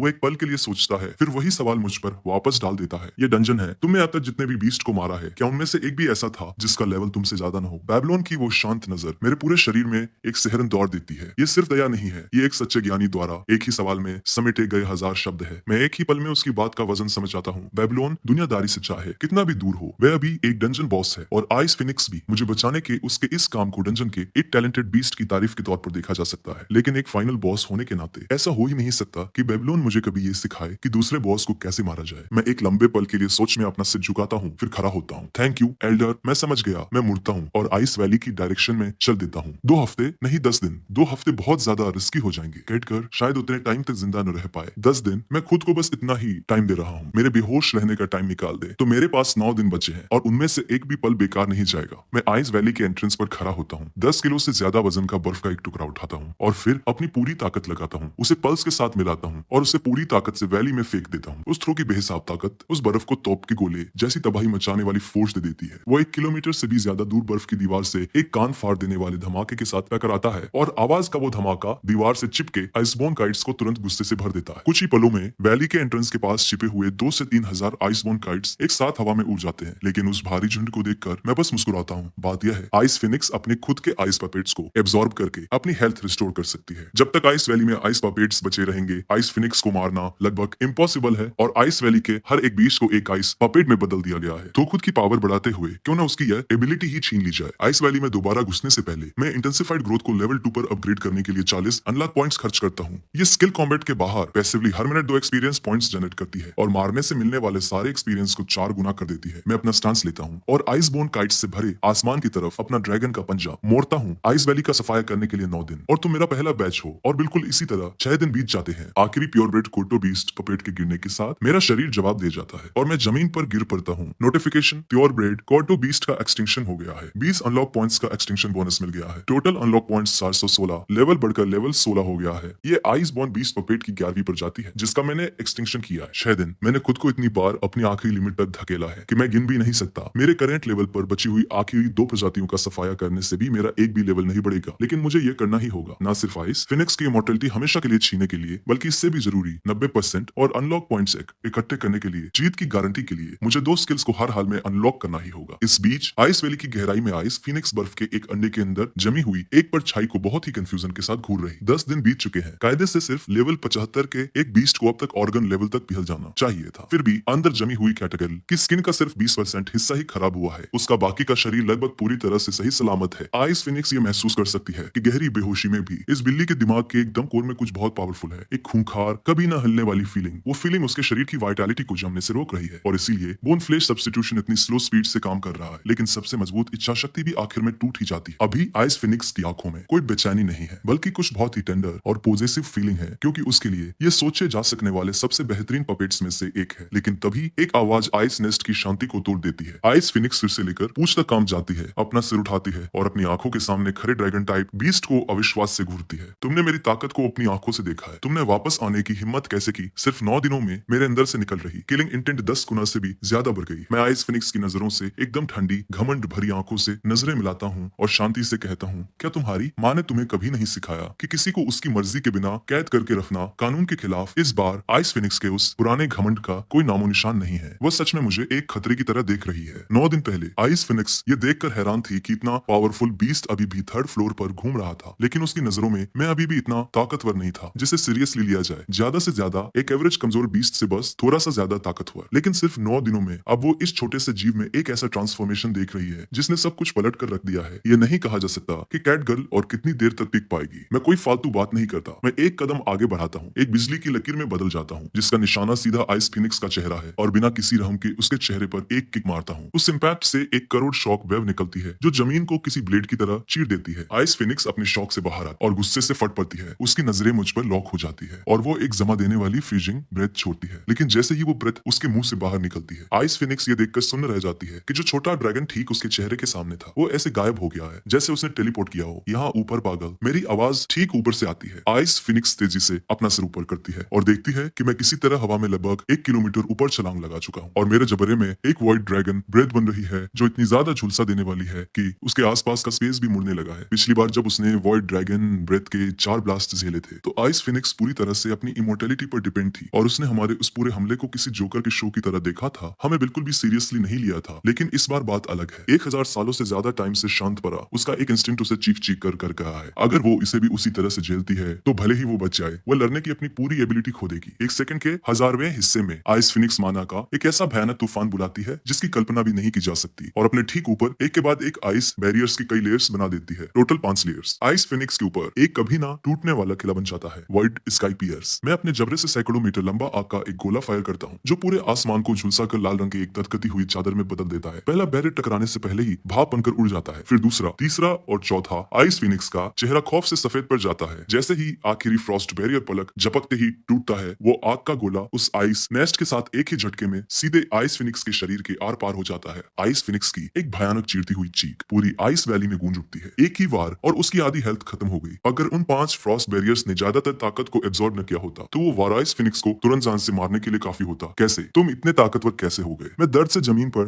तड़प रही आइस फिनिक्स के खिलाफ अपना गार्ड पूरी तरह तैयार रखता हूँ और एक ऐसे इंसान का स्टांस लेता हूँ जो अपना सब कुछ दांव पर लगाकर लड़ रहा हो। वो अटैक सिर्फ वॉइड ड्रैगन ब्रेथ के फैलाव को कंट्रोल करके कंसंट्रेट किया हुआ हमला नहीं था, ये एक एडवांस्ड इननेट स्किल थी। मैंने वॉइड ड्रैगन ब्रेथ का सुपीरियर फॉर्म अनलॉक करने के लिए पूरे 300 अनलॉक पॉइंट्स खर्च किए। Void sky pierce, dragon rest की सबसे पावरफुल टेक्निक, एक ऐसी टेक्निक जो गॉड्स के पास भी नहीं हो सकती। आइस फिनिक्स मुझे अविश्वास से घूरती है। तुम्हारी स्किल चाहे कितनी भी अच्छी क्यों न हो, तुम्हारी रॉ पावर मेरे आसपास भी नहीं है, तो यह कैसे पॉसिबल है? तुम्हारे लेवल के एक बीस्ट के पास स्किल अप्रेजल होना चाहिए, है ना? खुद ही देख लो। मैं साफ शब्दों में कहता हूँ, स्किल अप्रेजल एक कॉमन स्किल है। इसका असर ट्रूथ का एक सिंप्लीफाइड वर्जन है, जिसमें ट्रूथ की बाकी कैपेबिलिटीज नहीं होती, लेकिन ट्रूथ की तरह ये तुम्हें किसी दूसरे जीव का लेवल और स्टैट्स रीड करने देता है। किसी भी लड़ाई से पहले दोनों साइड्स के बीच के फासले को नापने के लिए अप्रेजल का यूज करना लगभग हर बैटल की एक स्टैंडर्ड प्रैक्टिस है। चूंकि वो 9 दिन पहले ही मेरे स्टैट्स देख चुकी थी, इसलिए आइस फिनिक्स ने इस बार देखने की जहमत नहीं उठाई। लेकिन जब वो आज फिर से मेरे स्टैट्स रीड करती है, तो आइस फिनिक्स की पुतलियां सिकुड़ जाती है, और जब वो एक खास स्किल पर पहुंचती है, तो उसका शॉक बहुत बड़ा होता है। ब्लड लीनियज ऑप्टिमाइजेशन ओनर की फिजियोलॉजी को उसके एकदम ऑप्टिमल स्टेट में एडजस्ट करता है, और लेवल अप होने से मिलने वाले सारे फ्यूचर गेन्स को मिलाकर सारे एट्रीब्यूट्स को परमानेंटली 50% तक बढ़ा देता है। इसके साथ ही हाई लेवल के दुश्मनों का सामना करते टाइम ये स्किल ट्री के टॉप टियर स्किल ग्रुप में वाइट स्काई पियर्स के साथ मौजूद मैक्सिमम 40 लेवल्स तक के लेवल सेपरेशन को खत्म करने के लिए लेवल कंपनसेशन देता है। कॉस्ट 200 अनलॉक पॉइंट्स, एक ऐसा एट्रीब्यूट बूस्ट जो एक फुल एवोल्यूशन के बराबर है। 40 लेवल्स का कंपनसेशन आइस फिनिक्स के लेवल एडवांटेज को लगभग पूरी तरह से खत्म कर देता है। और फाइनली रैपिड रीजेनरेशन, वो मामूली सी स्किल जिसे मैंने पहले इग्नोर कर दिया था, अब उसका टाइम आ गया है। 5 अनलॉक पॉइंट्स की कॉस्ट पर यह पैसिवली हेल्थ और माना रिस्टोर करती है, बशर्ते मैं 10 सेकंड से ज्यादा टाइम तक कोई डैमेज ना लूं या कोई रिसोर्स खर्च ना करूं। 505 अनलॉक पॉइंट्स, मेरे पास जो कुछ भी था वो लगभग सब कुछ, और इसने मुझे आइस फिनिक्स के खिलाफ खड़े होने की नींव दी। तुम भी उस शांति को तोड़ना चाहते हो जो मेरे बच्चे को बहुत प्यारी थी। आइस फिनिक्स दहाड़ती है और अपने पंख पूरी तरह खोल लेती है। मेरी पूरी तरह से बदल चुकी पावर का सामना करते हुए आइस फिनिक्स के पास सीरियस होने के अलावा और कोई चारा नहीं है। रिकवर होने के लिए आइस पपेट्स को ड्रेन करो, स्टैट्स बूस्ट करो, और फिर नंबर्स के दम पर दुश्मनों को कुचल दो। थर्ड फ्लोर पर हमेशा से आइस फिनिक्स की यही स्ट्रेटेजी रही है, लेकिन पूरे 10 सेकंड बाद भी घोंसले के आसपास कहीं भी एक भी आइस पपेट दिखाई नहीं देता। हैरान होकर मैं एक स्माइल के साथ अपना सिर झुकाता हूँ। आइस फिनिक्स को फाइनली रियलाइज होता है कि कुछ बहुत गलत हो गया है। स्टैंडर्ड समनिंग के उलट बोन फ्लैश सब्स्टिट्यूशन ऐसे आइस पपेट्स बनाता है जिनमें असली लाइफ फोर्स जिंदगी होती है। इसका रिजल्ट ये होता है कि उन्हें कंट्रोल करने के लिए बहुत ज्यादा मेंटल एनर्जी खर्च करनी पड़ती है। इतने बड़े नंबर को कंट्रोल करते हुए भी ये सिर्फ बेसिक कमांड ही दे सकती है। पपेट्स को ज्यादातर अपने खुद के जजमेंट सोच पर डिपेंड रहना पड़ता है। इससे ये पता लगाना लगभग इम्पॉसिबल हो जाता है कि कब किसी एक पपेट पर हमला हो रहा है। वैली में कम से कम 3 लाख आइस पपेट्स होने की वजह से उन सब पर नजर रखने के लिए 3 मिलियन से ज्यादा की परसेप्शन स्टैट की जरूरत होगी। यहाँ तक कि लेवाइथन का परसेप्शन भी इतना हाई नहीं हो सकता। आइस फिनिक्स को कभी पता ही नहीं चला कि मैं उन्हें खत्म कर रहा हूँ। इस पल आइस फिनिक्स को ऐसा लगता है जैसे वो किसी जमी हुई गहरी खाई में गिर गई हो। उसने कभी नहीं सोचा था कि ये छोटा ड्रैगन बोन फ्लैश सब्स्टिट्यूशन की सबसे बड़ी कमजोरी को पकड़ लेगा और सच में वैली के उन लाखों आइस पपेट्स में से हर एक को खत्म कर देगा। तुम्हारे आइस पपेट्स सच में पावरफुल है। तुम थर्ड फ्लोर पर राज करने के पूरी तरह काबिल हो, लेकिन तुम पास्ट बीते हुए कल में बहुत ज्यादा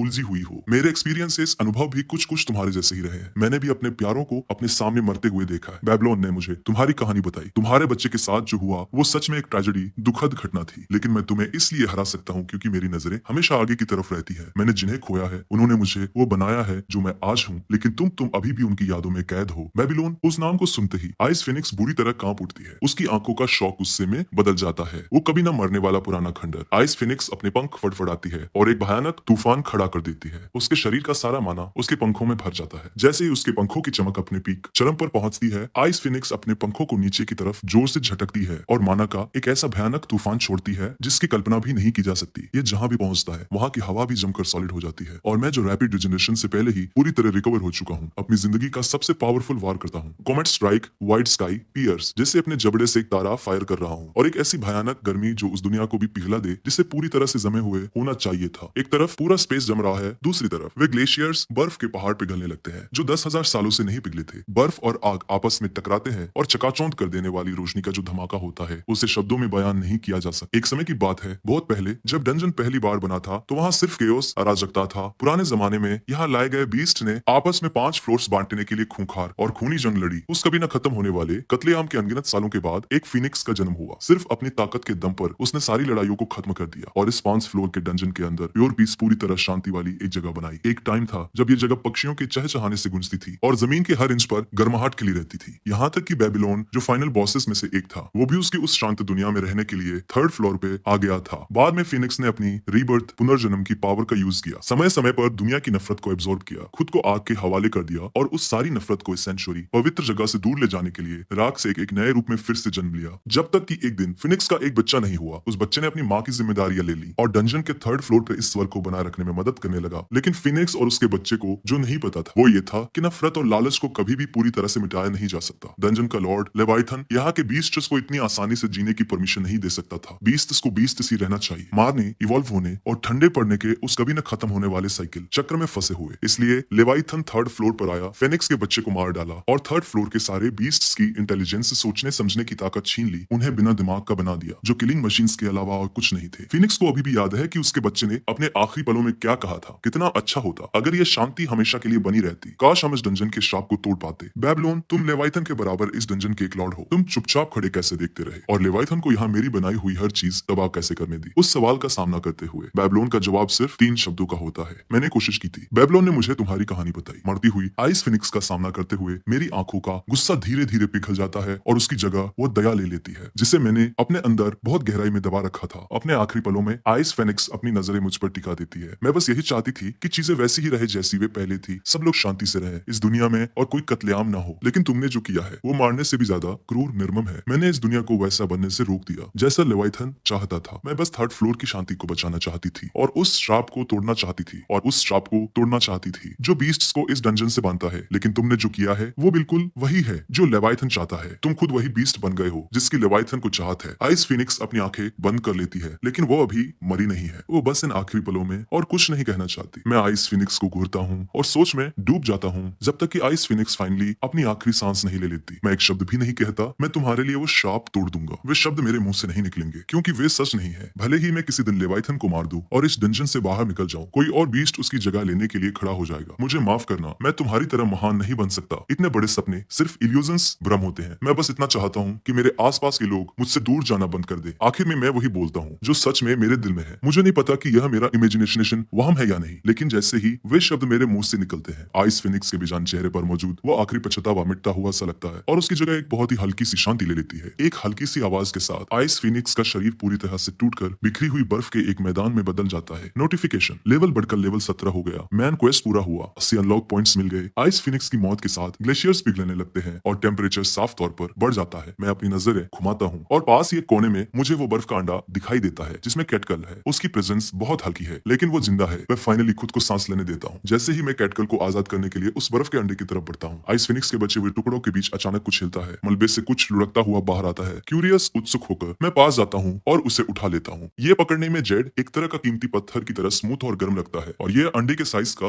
बर्फ का एक गोला निकलता है जो हल्की नीली रोशनी छोड़ रहा है। रुको, क्या ये एक डिवाइन बॉक्स, दिव्य बक्सा नहीं है? तुम्हारी तो लॉटरी लग गई छोटे बच्चे। ये एक ऐसा खजाना है जो लेवल 150 से ऊपर के किसी बीस्ट के मरने पर सिर्फ 1000 में से एक बार ही मिलता है।